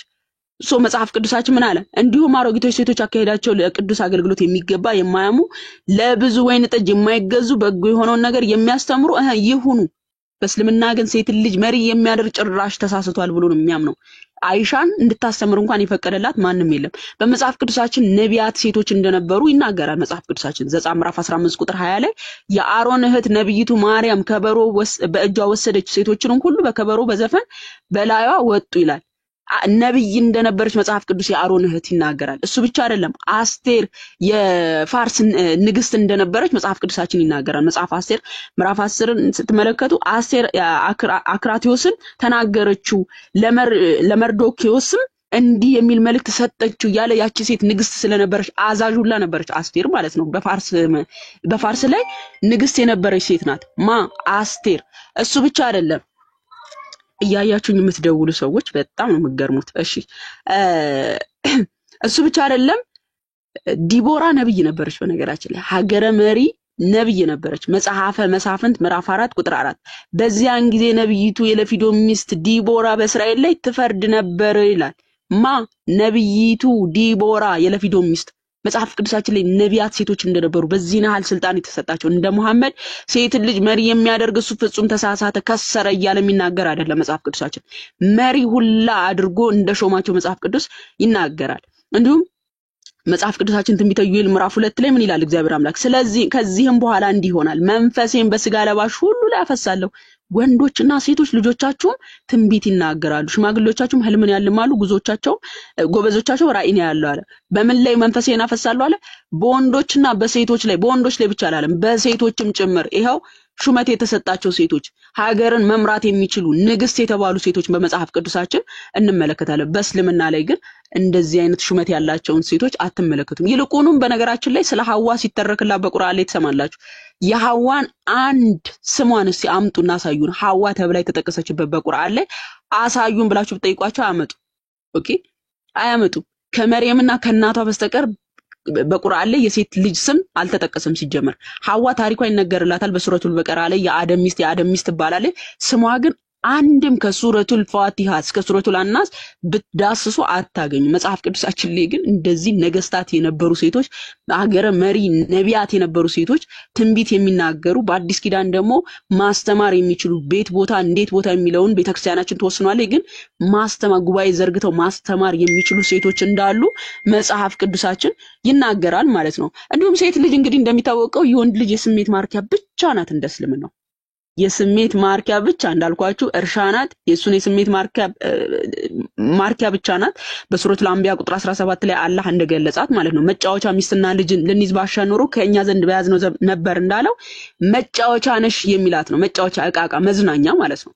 ለዛ ነው በሱረቱል ዋቂሃ ምዕራፍ 56 ቁጥር 35 ጀምሮ ከፍ በተደረጉ ምንጣፎች ሴቶች መካከል እኛ አዲስ ፍጥረት አድርገን ለነርሱ ፈጠርናቸው አለ። ለነማ በጀነት ውስጥ ሄዶ ድንግልናቸው ሲጠፋባቸው እነዚህን ሴቶች አዲስ ፍጥረት አድርጎ ይፈጥራል አላህ። ከዛ ደናግሎች አደረግናቸው፣ ለባሎቻቸው ተሽመርማሪዎች እኩያዎች አደረግናቸው። ሁሌ እንደምላችሁ ፓስፖርት ገደቡ 5 ዓመት አሁን 8 ዓመት ሆኗል። እንደው 5 ዓመት ነው አይደል የምትገለገሉበት። ከዛ እስካለቀ በኋላ ኤክስፓየርድ ስለሚል እንደገና ታሳድሱታላችሁ አይደል? የሙስሊም ሴትም እዚህ ኤክስፓየርድ ስትሆን ማለት ነው ድንግልናዋ ሲወሰድ ጀነት ላይ አላህ ምን ያደርጋታል? ልክ እንደ ፓስፖርት እያደሰ ለወንድ ልጅ ለባሎቻቸው ተሽመርማሪዎች እኩያዎች አድርገን አጠናደናቸው ሸለምናቸው ይላል። ምን አድርጎ? አዲስ ፍጥረት ድንግልናዋን እያደሰ ለወንድ ልጅ ይሸልማታል። ደናግሎችም አደረግናቸው ይላል። እንደ ፓስፖርት እያደሰ ለወንድ የስሜት ማርኪያ ብቻ የሚያደርጋት ናት ማለት ነው ሴት ልጅ። ምንም ለሷ ስሜት የማይጨነቅ ስለሷ ምንም አንድም ቦታ ስለሷ ተጨንቆ ሴት ልጅ እንዲህ ናት ያላለላት ሴት ብትኖር የሙስሊም ሴት ናት። እንዲሁም በሱረቱል አርራህማን ምዕራፍ 55 ቁጥር 56 ላይ ሴት ልጅ ጂኒ ሁላ ግንኙነት እንደሚፈጽማት ቁርአን ይናገራል። ለምን እንዲያልሽ ካላችሁኝ እንዲላል በውስጣቸውም ከበፊታቸው ከባሎቻቸው በፊት ሰውም ጂኒም ያልገሰሳቸው አይኖቻቸው በባሎቻቸው ላይ አሳጣሪዎች ሴቶች አሉ አለ። እንግዲህ በጀነቱ ስለሚያመነዳቸው ሴቶች እየተናገረ ነው አለ። በጀነት የምሰጣችሁ ሴቶች ምን አይነት ናቸው አለ? በውስጣቸውም ከበፊታቸው ከባሎቻቸው በፊት ሰውም ጂኒም ያልገሰሳቸው አይኖቻቸው በባሎቻቸው ላይ አሳጣሪዎች ሴቶች አሉ። ስለዚህ ሰውም ጂኒም ያልነካቸው ሴቶች ምንድናቸው? ለወንድ የሚሸለሙ ናቸው። የነካቸውስ እንዳልኳችሁ እንደዚህ እንደ ፓስፖርት እየታደሱ የሚሰጡ ናቸው ማለት ነው። በጂኒ እንኳን ግንኙነት ቪዲዮ አሳያችኋለሁ። ባይዘው ከጂኒ ጋር እንኳን ግንኙነት መፈጸም እንደሚቻል ጂኒ እንኳን ሰዎችን ግንኙነት እንደሚፈጽም ማለት ነው። ከጂኒ እንኳን መውለድ ይቻላል እስከማለት ድረስ የሚያብራሩ ኡስታዞች ሁሉ አሉ። ጂኒ እንኳን ግንኙነት የሚያደርግሽ ነው ከሰው አልፎ ከእርሻነትሽ አልፎ ጂኒ እንኳን አንቺን ግንኙነት እንዲያደርግሽ ቁርአን የሚፈቅድ ነው ማለት ነው። እንዲሁም በሱረቱል ዱሃን ምዕራፍ 44 ማለት ነው ቁጥር 53 ጀምሮ ፊት ለፊት የተቀጣጩ ሆነው ከስስ ሐርና ከወፍራም ሐር ይለብሳሉ አለ። ነገሩ እንደዚህ ነው። አይናማዎች የሆኑ ነጫጭ ሴቶችን እናጠናዳቸዋለን። እስቲ ያንቺ ተስፋ ነው ሙስሊም ሴት። እስቲ ላንቺ የሚያጠናዳሽ ምን ይሆን? ምንድነው? ተነግሮልሻል? አንቺ ልጅ እዛ ሄደሽ የምትጠናጁ ለወንድ ልጅ ምን አለ? ነገሩ እንደዚህ ነው። አይናማዎች የሆኑ ነጫጭ ሴቶችን እናጠናዳቸዋለን በእርሷም ውስጥ የተማመኑ ሆነው ከፍራፍሬ ሁሉ ያዛሉ ይላል። ስለዚህ አይናማ ነጫጭ ሴቶችን ምን አደርጋለሁ? አዛለው እያለ ይናገራል። እሸልማለሁ እያለ ይናገራል ማለት ነው። ስለዚህ የሙስሊም ሴት በምድር ላይ ብቻ አይደለም የስሜት ማርኪያ በጀነትም ሄዳ እንደ ፓስፖርት እየታደሰች ወንድ ልጅ የስሜት ማርካው እንድትሆን የተፈጠረች ብቻ ናት። ሴት ልጅ ምንም አይነት ቦታ የሌላት ጎዶሎ የተባለች እንዳንቺ መሐይብ አላየውም እየተባለች ወንድ ልጅ ሲጠራሽ ነይ አለበለዛ መልአክ ይረግምሻል እየተባለች የዚህን ያህል አዝቅጦ የሚያያት ሃይማኖት ቢኖር እስልምና ነው ማለት ነው። በጣም አረዘምኩባችሁ፣ በጣም ይቅርታ። ያው የተዘጋጀውባት ብዙ ነገሮች አሉ። የተዘጋጀውትን አንዴ ልጨርስ በማለት ነው። ቴንኪው፣ በጣም አመሰግናለሁ። ወይ ቤላ ወይ ክርስቲያን ቀጥሉ።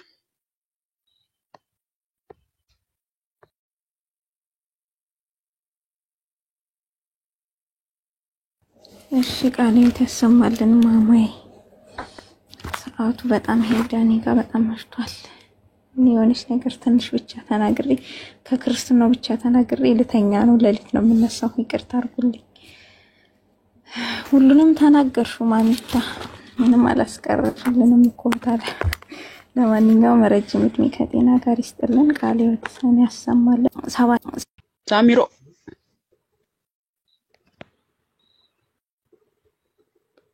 የሳሚሮ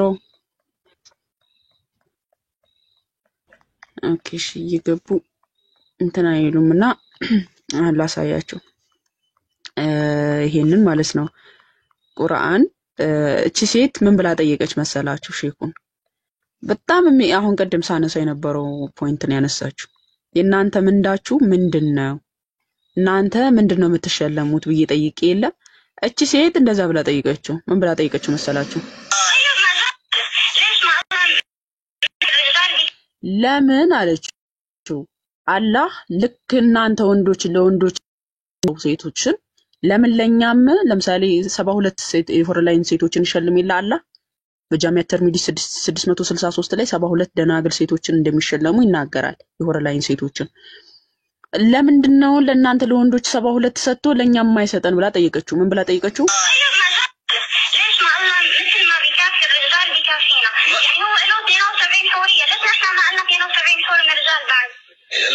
ለምንድነው እናንተ 72 ተሸልማችሁ ለምንድነው ለኛ 72 ማንሸለመው አለችው። ከዛ ተናደደና ላ ሐውለ ወላ ቀወተ ቢላ ሹ ምን ልመልስላት ለዝቻል ለአንተ 72 ስትባል ሆይ ሃይ ብለ ተስፋህን ተቀበላለህ። እሷ ስትጠይቅ ምን ልመልስላት አላለም።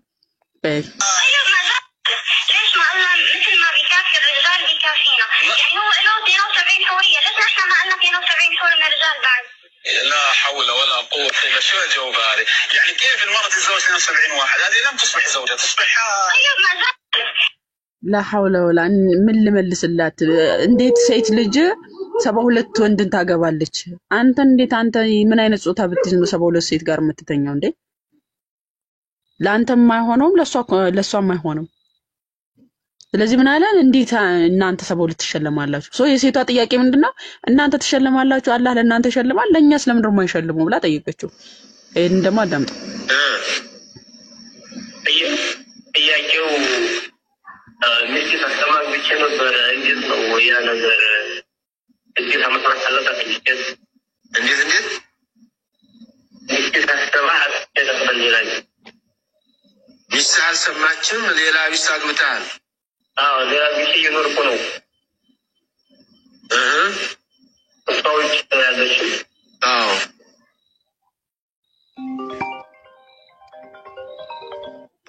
እና የነገር እንዴት ይታያል በሸሪዓ ግዴታ ማወቅ አለበት ወይ? ኧረ የለም እሷ ማወቅ አለባት የሚባለው የእሷን ንብረት ልትነካ ከሆነ በደንብ አስተውሉ። እሷ ሳታውቅ አግብቻለሁኝ ማወቅ አለባት ወይ ሲለው የሼኹ መልስ ምንድነው? የእሷን ንብረት ነክተ ከሆነ ነው። ወይም ደግሞ እሷ ጋር የሚያገናኘው ነገር ከሆነ እንጂ እሷ ሳትፈቅድ ሚስት ሳትፈቅድ ባል ሚስት ሊያገባ አይችልም። በፍጹም እንዲህ የሚባል ነገር ነው።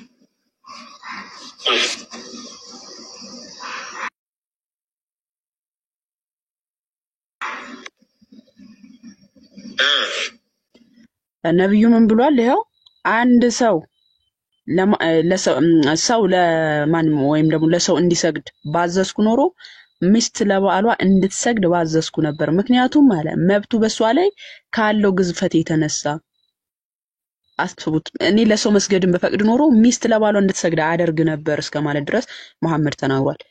የዚህን ያህል ምክንያቱም በሷ ላይ ካለው ግዝፈት የተነሳ እንድትሰግድለት አደርግ ነበር ለፍጡር መስገድን በፈቅድ ኖሮ ለሰው መስገድን በፈቅድ ኖሮ ይላል።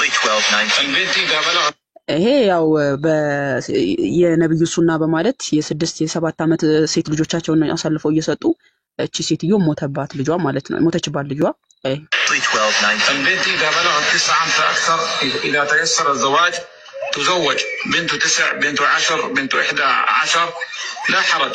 عائشة تزوجت النبي صلى الله عليه وسلم وهي بنت 7 ودخل بها وهي بنت 9. بنتي حاليا جسمها غير مؤهل انه تكون ام في حال ያው ምን እያለቻቸው ነው? ልጅ ነበረች ማለትም ገና ህፃን ነበረች በህፃንነቷ ሞተች እያለች እየነገረቻቸው ነው። صار اكو حمل وتوفت الطفله الدين راح يرجع حق بنتي القانون ማን ነው ልጄን የሚመልስልኝ? ሃይማኖት ነው ወይስ መንግስት ነው? እቺን የሞተችዋል ልጄን የሚመልስልኝ? ራሱ አስረክባ ሰጣኩ ነው ነብዩን ሱና ከተላለሁ ብላ اصلا اني بعد ما عندي اي ثقه لا قانون ولا እኔ ከዚህ በኋላ በእስላም ላይ እምነት ለእስልምና አልከተልም እያለች ነው። دين ولا حتى بالاسلام كاتبه ضيعت الطفوله انا اليوم مطلقه نفس الموضوع باسم الدين ልጄን አጣው በዚህ ምክንያት ማለት ነው። ከባሌም ጋር ተፋትቻለሁ።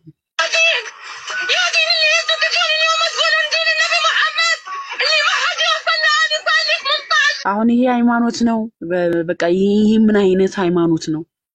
ይሄ ነብዩ ውሸታም ነው። እሷ የነብዩን ሱና ለመከተል ነው እንትን ያለችው።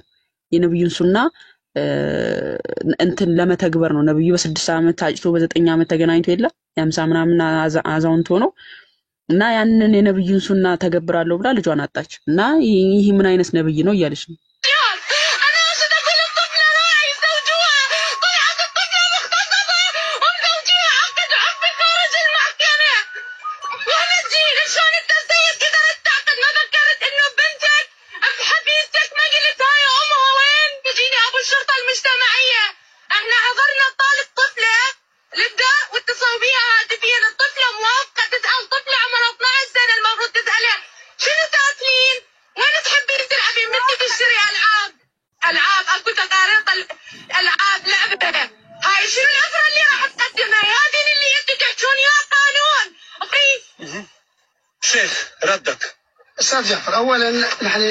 መልስላት ይባላል። ይሄንኛው ሽማግሌ ምን ብሎ እንደመለሰ ማለት ነው። مشاركة هاي الهموم اللي تشوفها ምን አለ?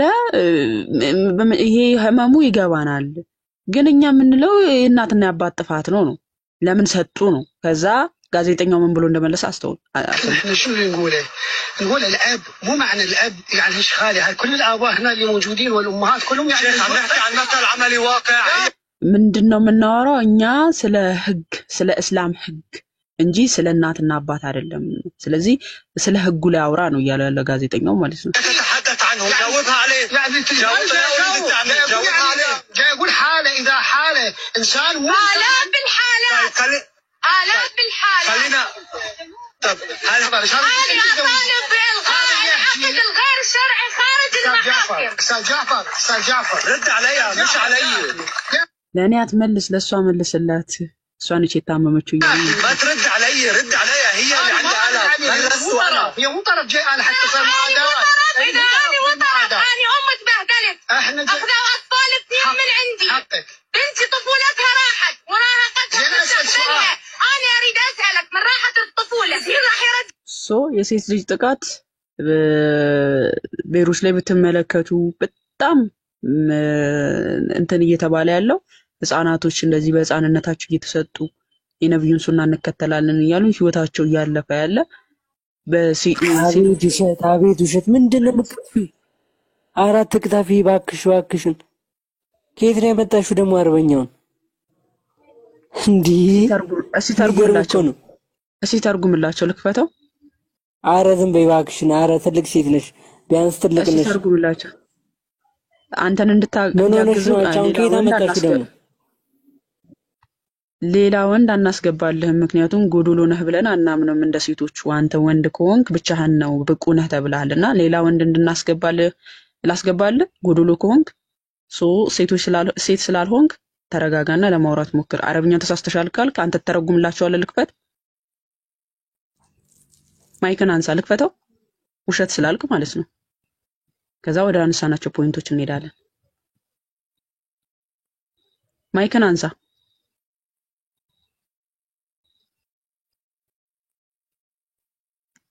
የት ሄድክ?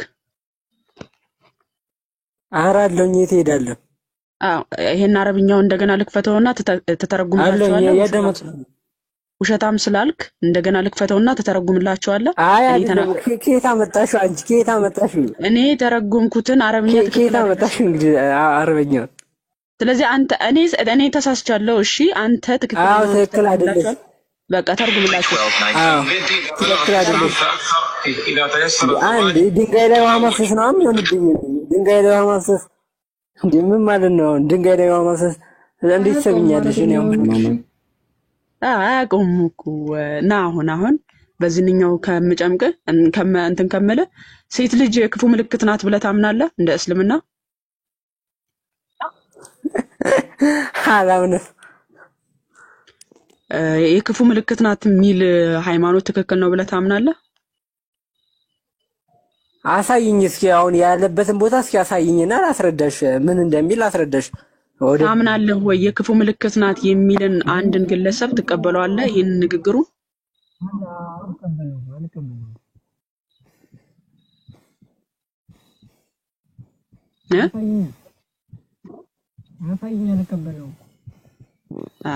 እስኪ አንብብልን። አረብኛ ትችላለህ? አንቺ ትችላለሽ? አንቺ እኮ ትችላለሽ። እኔ አልችልም አረብኛ። አንተ ከቻልክ አንብብልን። እኔ ይኸው እዚህ ጋር አማርኛ ስላለ አማርኛውን ነው የማነበው። አንተ አረብኛ ከቻልክ አንብብልን። ባለፈው ሳነብ ነበር። ማንበብ አትችልም አረብኛ? አማርኛውን አንብብሽ። እንዴ አንቺ ማንበብ ትችላለሽ? እኔ አልችልም አልኩ። አንተ አማርኛውን አንብብ ካልቻልክ ማለት ነው። አማራጭ በሶስቱም አለልህ። እንግሊዘኛው አለ፣ አማርኛው አለ፣ አረብኛው አለ። መርጠህ የምትችለውን አንብብ። እኔ የምችለውን አማርኛው ነው አነበብኩ። ባለፈው ተተረጉሚ ነበር። አንቺ በይልኝና ይደፋል እኔ መስጠት በል ወደ ካዕባ ትላካለህ። ምክንያቱም አንተ አሁን ማውራት የሚያልቻልከው ልክ እንደ ሴቶች ሁለት ሆነ መገኘት አለብህ የሚለው ህግ አንተ ላይም ሳይሰራ አይቀርም። እሺ ደህና ጤነኛ ሙስሊሞች ግቡ ከቻላችሁ ማለት ነው። ጤነኛ በሐሳብ ላይ ማውራት የምትችሉ ስሜታዊ ሆናችሁ የምትገቡ አይደለም። እሺ ይሄንኛው ኡስታዝ ደግሞ ያው ቪዲዮችን እያሳየዋቸው ነበር በመሃል ሲገባ ልክ የሚያወራ ነበር ይመስለኝ ይሄንኛው ኡስታዝ ደግሞ በደንብ አስተውሉ የጠየቀችው ጥያቄ ማለት ነው አፍሪካ ቲቪ ላይ ከገባችሁ ያው ልባችሁ ቆስሎ ነው የምትወጡት እሺ አፍሪካ ቲቪ ነው ጥያቄ ነበር ባሌ ጋር ስንገናኝ ማለት ነው ከባሌ ጋር ስንገናኝ ይህን ነገር አናውቅም ያኔ ጡቴን ይጠባ ነበር እሱና ዛሬ ስሰማ አንድ ወንድ ልጅ የሚስቱን ጡት መጥባት የለበትም እና ኒካሁ ያበላሻል የሚባል ወሬ ሰማሁት እንዴት ነው ላላ ኺላፍ አለው እንደዚያ የሚል ስጋት ያላቸው ዑለማዎች አሉ ግን ራጅሑ ችግር የለውም ነው የሚሉት ችግር የለውም ይላሉ ያኔ ሆን ብሎ ያወቀ አይደለም ያደረገው ላላ ሆን ብሎ ቢያደርገው ማለት ነው ጡቱ ማለት ፈሳሽ አለው አረ የለውም እኮ ፈሳሽ የሌለው የለም አስሉ ያለው ፈሳሽ ያለውን ጡት ከጠባ ወደ ልጅነት ሊቀየር ይችላል የሚል የዑለማዎች ስጋት አለ ጡቱን ጡት ልጅ የሚጠባውን አይነት ቢጠባ ነው ግን ወደ ልጅነት ሊቀይር የሚችለው ማጥባት እስከ 2 ዓመት ያለውን ያለ እድሜ ላይ ሆኖ ነው እንጂ ከዚያ በላይ ያለው ወደ ልጅነት ይቀይራል የሚለው ለአንድ ሰው ለተወሰነ ሰው ብቻ የተወሰነ ብይን እንጂ ለሌላው والوالدات يرضعن أولادهن حولين كاملين لمن أراد أن يتم الرضاعة من الله 2 ዓመት ድረስ 2 ዓመት ሳይሞላው የሚጠባ መጥባት ነው ዝምድናን የሚያረጋግጠው በደረቁ ዝም ብሎ መጥመጥ ደግሞ ጡቱን መጥመጡ ችግር የለውም ያ የሚጠባ ፈሳሽ በሌለው ጊዜ ምንም ኺላፍ የለም በየትኛውም ዓሊሞች ዘንድ ይሄ በሳሂህ ሙስሊም 1453 ላይ አንዲት ሴት የሆነ ወጣት ልጅ ያያታል በጨረፍታ ማለት ነውና ወደ አላህ መልእክተኛ መጣችና የአላህ መልእክተኛ ሆይ እኛ ጋር ያለው እንግዳ ልጅ በሌላ ነገር አስቧት ማለት ነው ያየኛል ብላ ስትለው ጎረምሳ እኮ ነው ጡትሽን አጥቢው አላላትም ጡትሽን ነብዩ ነው ጡትሽን አጥቢው እንዴ ነብዩ ትልቅ ልጅ ነው እኮ ስትለው ሳቀ ነብዩ ማለት ነው አጥቢው ብሎ ማለት ነው አስቡት በቤንዚን ላይ እሳት ማርከፍከፍ ነው የሚባለው አንድ ወንድ ልጅ ሴት ልጅ ከተመኛት ያንን ምኞቱን ለማጥፋት ጡት ማጥባት አለባት አንዲት የሙስሊም ሴት ምኞቱ ነው የሚጠፋው ወይስ ምኞቱ ነው የሚመጣበት እቺ ሴት ደግሞ ምን ብላ ጠየቀችው ባሌ ጡቴን ጠባ አለችው እና ወደ ልጅነት ይመለሳል ወይስ አይመለስም እያለች እየጠየቀችው ነው ሼኩ በዚህ መልኩ አብራራላት ማለት ነው ሚስቶቻቸውን ደብቀው የሚያገቡ ሰዎች ኒካሃቸው ሰሂህ ነው እንኳን ሚስት ማስፈቀድ አይደለም አባት ማስፈቀድ አልተገደድንም ወንዶች አላህን ፍሩ አንዳንድ ጊዜ የሴት አስተሳሰብ ጭንቅላታቸው ውስጥ አታስገቡ ሴቶቹ በጣም ንቀቱን ይሄንን ኡስታዝ ባገኘው እኔ ይቅርታ አድርጉልኝና አልምረውም የምር የሴትን አስተሳሰብ በውስጣችሁ አታስገቡ አለ ምን ያህል ለሴት ልጅ ንቀት እንዳለው ማለት ነው ይሄን ከኔ ተማረው ከቁርአንና ከሐዲስ ምን አለ ቆላ ሳያችሁ በጣም ነው የሚያናድደው በነገራችን ላይ ያገላለጹ ማለት እነሱ ጎዶሎም ስላላቸው ትክክለኛም ጎዶሎ ስለሆኑ ይሁን የማይሰማቸው አላቅም እኔ ግን ሃይማኖት ውስጥ ባልሆን እንኳን ምን ያህል ለሴት ልጅ ክብር የሌለው ኡስታዝ እንደሆነ ስላየሁት በዚህ ንግግሩ እንዴት እንደሚያስጠላኝ ኡስታዙ ማለት ነው የምር ሚስቶቻቸውን ደብቀው የሚያገቡ ሰዎች ኒካሃቸው ሰሂህ ነው እንኳን ሚስት ማስፈቀድ አይደለም አባት ማስፈቀድ አልተገደድንም ወንዶች አላህን ፍሩ አንዳንድ ጊዜ የሴት አስተሳሰብ ጭንቅላታችሁ ውስጥ አታስገቡ የሴት አስተሳሰብ ጭንቅላታችሁ ውስጥ አታስገቡ ምን ያህል የወረደ አስተሳሰብ እንዳላት የሴቷና ያንን የወረደውን አስተሳሰቧን ጭንቅላታችሁ ውስጥ አታስገቡ እያለ ነው እስቲ ሴቶቹ ምን ተመርተዋል መሰላችሁ ኡስታዝ ይላሉ እኔ እኮ ሳይነግረኝ ያገባው እና ይበቃል አይደል ዲሪካው አዎ ይበቃል እንዴ ሳልስማማ አንቺ ማነሽ ሚስት እንጂ አምና አንቺ ማነሽ ኦኬ አብዱል ሁለተኛ ሚስት አግብቶ ሰርጉ ላይ ይጠራሻል ከፈለገው ናይ ብሎ አጨብጭበሽ ትድረያለሽ ለምን አገባህ ማለታችን አንቺ ማነሽ እየተባልሽ ነው እቃሽን ታበድሪያለሽ ማለት ነው ባልሽ ልክ እንደቃ ነው ታውሽዋለሽ ለሌላ ሴት ማነሽ አንቺ አይን አላውስም ማለታችን አላውስም ማለታችን አንቺ ማንሽ ሲያገባም መጠየቅ አይችልም ማስፈቀድ አይጠበቅበትም አስሉ ወንድ ልጅ እኮ ለአባቱ ሚስቱን ይዞ አባዬ እቺ ሚስቴ ናት አግብቻታለሁ ብሎ ነው የሚያስተዋውቀው እንጂ አባት ሄዶ ካጨለት አልহামዱሊላህ ካላጨ ግን አባት አይስማማ ሸርጥ አይደለም ፈማባሉ ከቢዘውጃ ሰላም አለይኩም ወራህመቱላህ ጨረሰ እና የዚህን ያህል በሴት ሞራል ላይ ምን ያህል እንደሚረማመድ ተመልከቱት ዚህኛው ላይ ሜቢ እስቲ ቆይ የሆነ ቪዲዮ አለ ቁርአን አለ ከመጣ መቀጠል እንችላለን አዋለሁ ኦኬ ሴት ልጅ የክፉ ምልክት ናት የሚለውን ተቀበለዋለሁ እያልኩ ነበር እሱ አሁን ምን መሰለሽ መልስ ካንቺም መልስ ይፈልጋል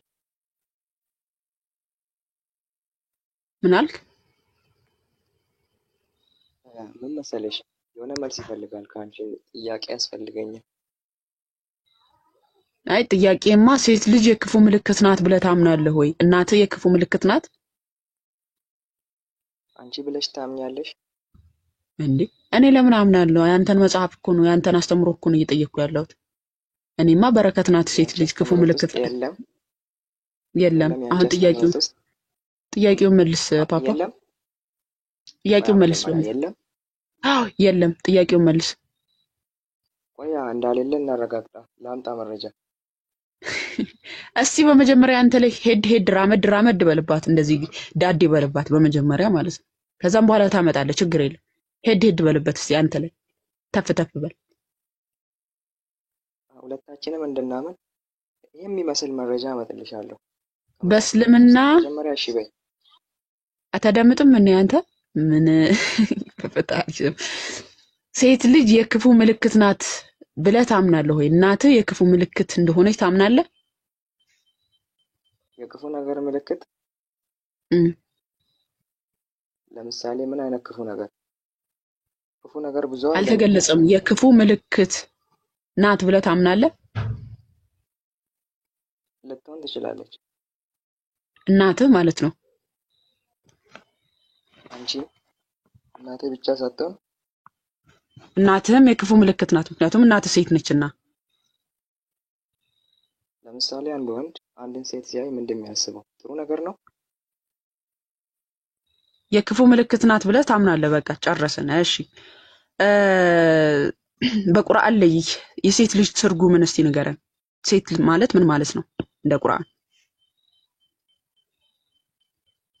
ሴት ልጅ ማለት እንዴት ስልሽ በቃ ከወንድ እኩል ተደርጋ ነው በብዙ ምሳሌ ላይ ቁርአን ላይ የወንድ ትርጉሙን አስቀምጧል ሴት ማለት እንዲ ማለት ነው ብሎ አስቀምጧል ቁርአን ሴት ማለት እንዴት እንደዚህ ሴት ማለት ትርጉሙ እንዲ ነው ብሎ አስቀምጧል እንደዚህ ባል ነገር የለም እንደዚህ አላስቀመጠም ስለዚህ የሴት ትርጉም አይታወቅም እንደ ቁርአን ቆያ ልንገርሽ የሆነ ጊዜ በጣም ክፉ ነገር ሰርታለች በዮሴፍ ታሪክ ውስጥ ማናት ስሟ ዙሌይካ የምትባል ዮሴፍን ሸውዳው የለ እናንተ ጋር ያለው ዮሴፍ ለራሱ አሁን ጥያቄ ሴት ልጅ ያልተጠየቀውን አታውራ ወንድማችን ሴት ልጅ ትርጉሙ ሴት ማለት እንዲ ነው ብሎ ቁርአን አያስቀምጥም አይደል በዚህ እንተማመንና ወደ ቀጣይ እንሂድ እኔ ቁርአኑ ሙሉ ባልፈትሸውም እንግዲህ እኔ እስከማቆ ድረስ የለም ሴት እንደዚህ ናት ምናምን በቃ ሴት ልጅ ጎዶሎ ናት ብለህ ታምናለህ አዎ ጉድለት አላት ኦኬ ሙስሊም ሴቶች እያዳመጣችሁ በነብዩ ንግግር መሰረት የአእምሮ ጎዶሎን ከአእምሮ ጉድለት የተነሳ ነው ብሏል እስካሁን የተናገርናቸው ወንድማችን ያደረገልን ነው ማለት ነው እንደ ሴት ልጅ የማሰብና የማገናዘብ ችግር ያለባቸው አሉ ብለህ ፍጥረት አሉ ብለህ ታምናለህ እንዴት ከሌላ ምን እስቲ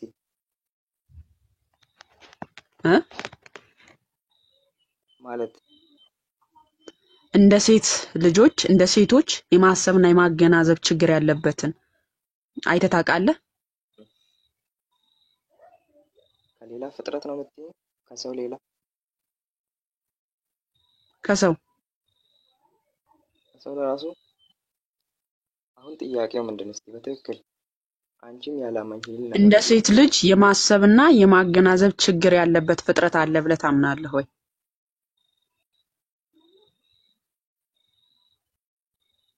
ያንቺ ጥያቄ ምንም አይገባም ለሰውና ወደ ሴት ልጅ ነብዩ ለምሳሌ እንደ ሴት ልጆች የማሰብና የማገናዘብ ችግር ያለባቸውን አላየሁም ብሏል።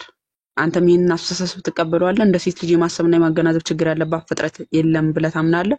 ሴት ብቻ ናት የማሰብና የማገናዘብ ችግር ያለባት ብለህ? አንድ ሰው ይሄን የሚልበት ምክንያት አለ። እንዳንቺ አይነት ፋራ አይቻላቅም ሲል የሆነ ሰው እንደሱ አይነት የለም ብሎ ነው እንዴ? እንዳንቺ አይነት መሐይም የለም ሲል ሶ አንቺን መሐይም ነሽ እያለ ነው። እንዳንቺ አይነት ደንቆሮ የለም ካለኝ ሶ አንቺ ደንቆሮ ነሽ እያለ ነው።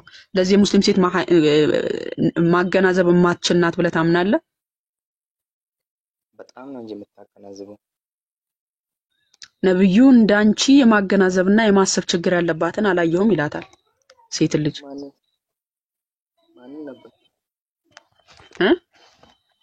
ማናት ነበር እሷ? ሴቶችን አጠቃላይ የማሰብና የማገናዘብ ችግር አለባችሁ ይላቸዋል። አው ከወንድ እኩል አይደለሽም ምን ታመጫለሽ እንግዲህ።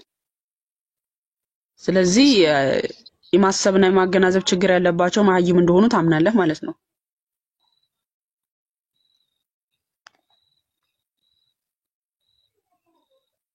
ጥያቄ አይቻልም። የኔን ብቻ ነው የሚገመገመው። ያንቺ አንዴ ይገምገማ።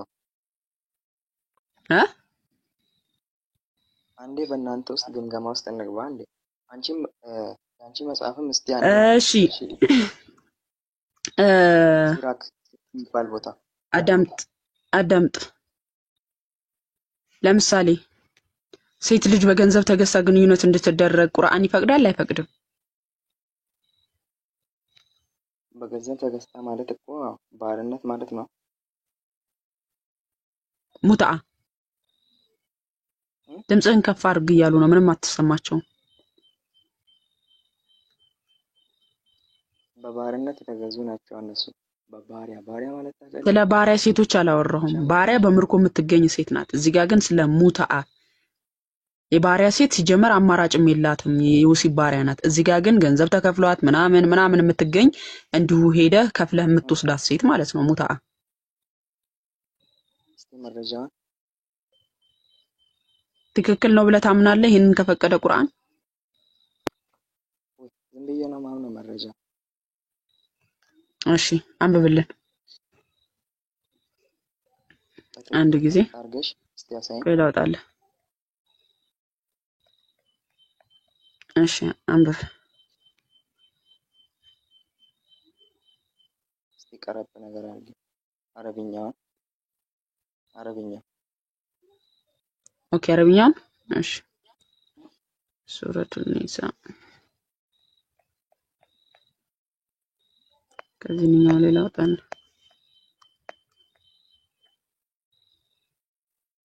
ያው ቀጥል። حرمت عليكم أمهاتكم ድምፅን ከፍ አድርግላችሁ እየተሰማችሁ አይደለም። እሺ እናቶቻችሁ በእናንተ ክልክል ናቸው። ወበናቱኩም ነው የሚለው። ሶሪ ይሄንኛው ነው።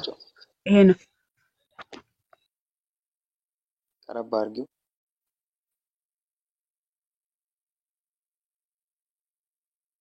ትንሽ ተወዛወዘብኝ። ቀረብ አድርገሽ ቀጥ አድርጊ። ይሄንን ነው የምታነው።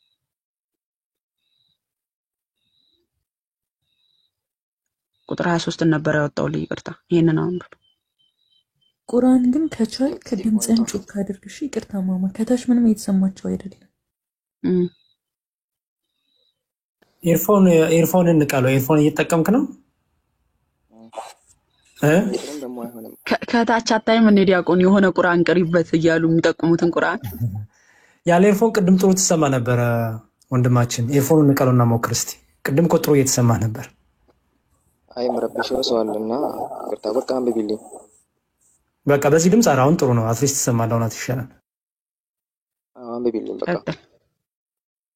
እኔ አረብኛ አልችልም። አማርኛውን ላንብብልህ? አይ እሺ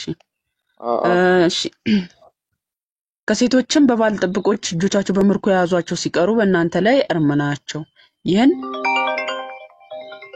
ኧረ በፈጥ ግን እያያችሁኝ የምትደውሉ ልጆች ግን ታው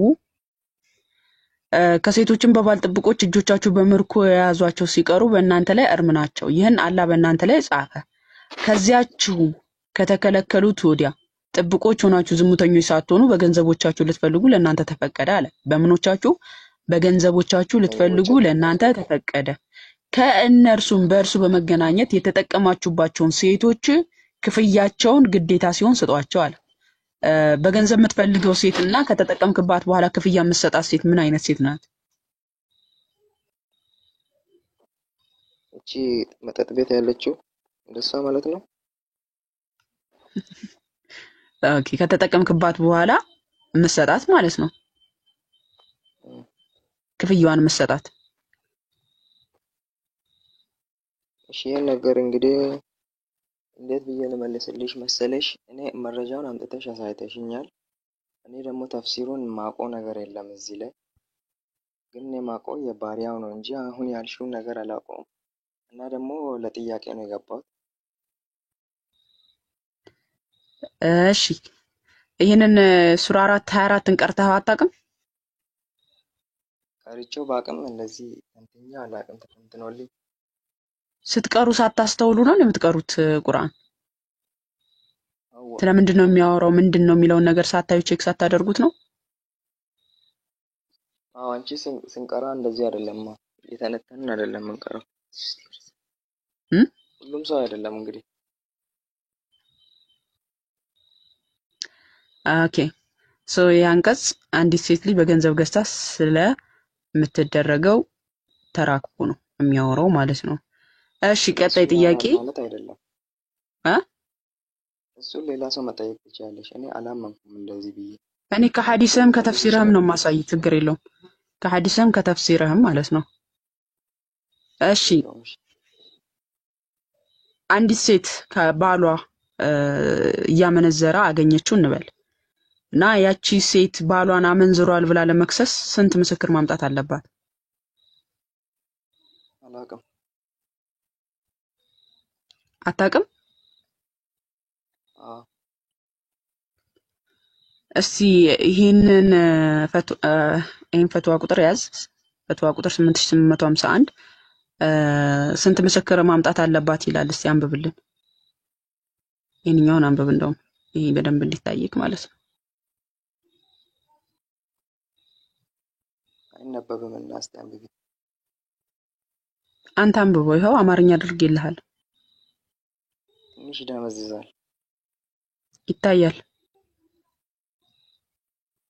በእውነት ይደመዝዛል። ይታያል። ይኸው አይታያችሁም ጋይስ? እሞ አይታይም? አቆስጣ ምናምን ትንሽ ኔትወርኩ ነው መሰለኝ። ከሱ ነው ከኔ ካንቺ። ኦኬ ስለዚህ አንተ ትከፍትለታለህ። እሺ ምን ልክፈትለት? ፈትዋ ቁጥር 8851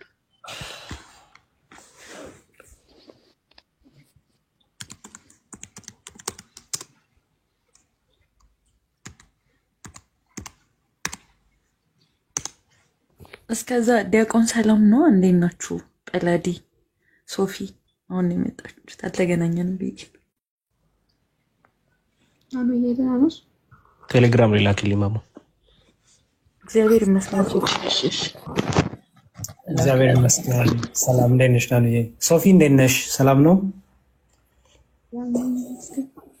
ደግነሽ እየበረታሽ ነው? ሁሉ ሰላም? ደህና ነኝ እግዚአብሔር ይመስገን። ተመስገን። ደስ ብሎኛል። አንድ ወንድም ያረተው ሰላምታ እሺ ዮሊ ሶፊ በቃ አይናኝ ሰላም ስንባባል ይኸው አሁንም ጰላዲዮስ እንዴት ነህ? ኧረ ተው ተው አንተ ሰው አለሁ ሌላ ቦታ ሆኜ ነበር። በጣም ይቅርታ ዲያቆን እንዴት አለ? ሰላም ነው ጰላዲዬ? እግዚአብሔር ይመስገን ቸር አለ ሁሉ ሰላም። በውስጥ ምን ቃል ገብተህ ነበር ለኔ? በሽታ ነው ዲአክቲቬት አድርጌው ነበር 1-3 ቀንም ራሱ አሁን ነው ገና የከፈኩት። በሽታ ነው ምን ቃል ገብተህ ነበር? በሽታ ነው እሺ የመርሳት በሽታ አስቀምጣለሁ። አሁን አስቀምጣለሁ። እሺ እሺ እሺ ቆስጣ ልኬዋለሁ። አንዴ ልጠይቅ።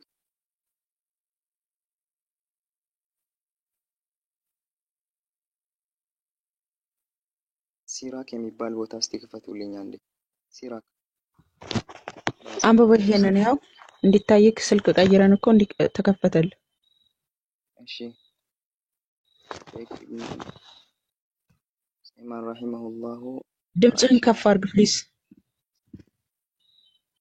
ዚናም በግልጽ መግለጽ አለባቸው። ለምሳሌ ብልቱን በሴት ብልቷ ውስጥ አየው ለማለት ከዚህ ውጪ ሌላ አማራጭ የለም። ባልየዋ ላይ አይተነዋል፣ ራቁታቸውንም ነበሩ። በላይዋ ላይ አይተነዋል፣ ራቁታቸውንም ነበሩ ካሉ ይህ ተቀባይነት የለውም።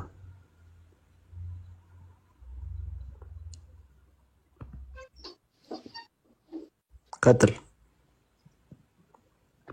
ያው እዚህ ጋር ነህ።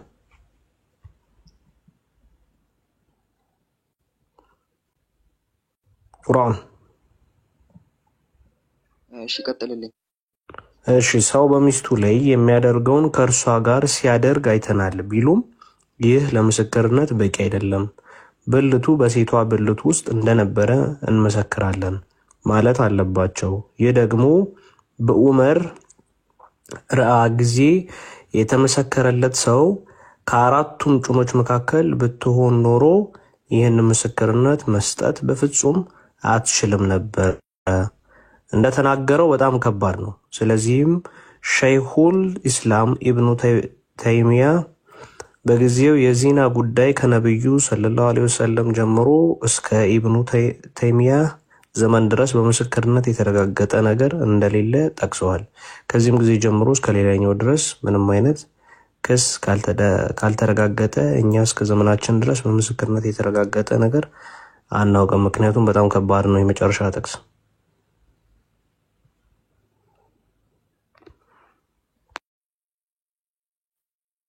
አሁን ምስክሮቹ በግልጽ ማየት አለባቸው ማለት ነው። አራት ናቸው። አራቱ ማየት አለባቸው ነው የሚልህ እስልምናው። ለምሳሌ አራት ምስክር እስኪመጣ ድረስ ለምሳሌ አንድ ሴት እየተደፈረች ነው።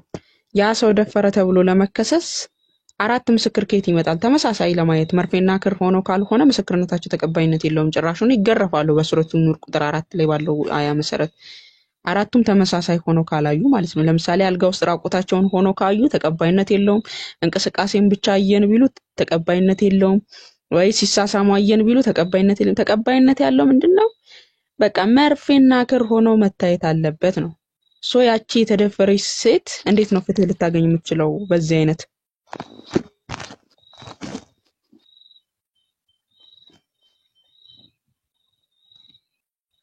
በዚህ አይነት እንዴት ፍትህ ልታገኝ ትችላለች የሚለው በቃ አሁን መረጃ ተሰጥቷል እኮ። አራቱ መረጃዎች መታየት አለባቸው። ከዚህ ሌላ ክስ ያቀረበች እንትን አለ። ክስ አቅርባ እንደዚህ ውድቅ የሆነባት ነገር ምን መሰለሽ? አሁን ወላ ተቅረቡ ዚና ይላል። አንዴ አዳምጪኝ ብሎ አስጠንቅቋል። ይሄን ማስጠንቀቅ አልፎ እንደዚህ የሚያደርግ አለት ያለሽ እንደዚህ የሚያደርግ በቁርአን ምን የሚያደርግ በቁርአን ውስጥ ዚናን አትቅረቡ የሚል ነገር አለ። ምን ትያለሽ? ኦኬ ስለዚህ አንደፍርም ነው የቁርአን ትእዛዝ እኮ ነው ዚናን አትቅረቡ የሚል። ነብይ ሲወግር የነበረው ምን አድርገው ነው በዘመኑ የነበሩ ሙስሊሞች?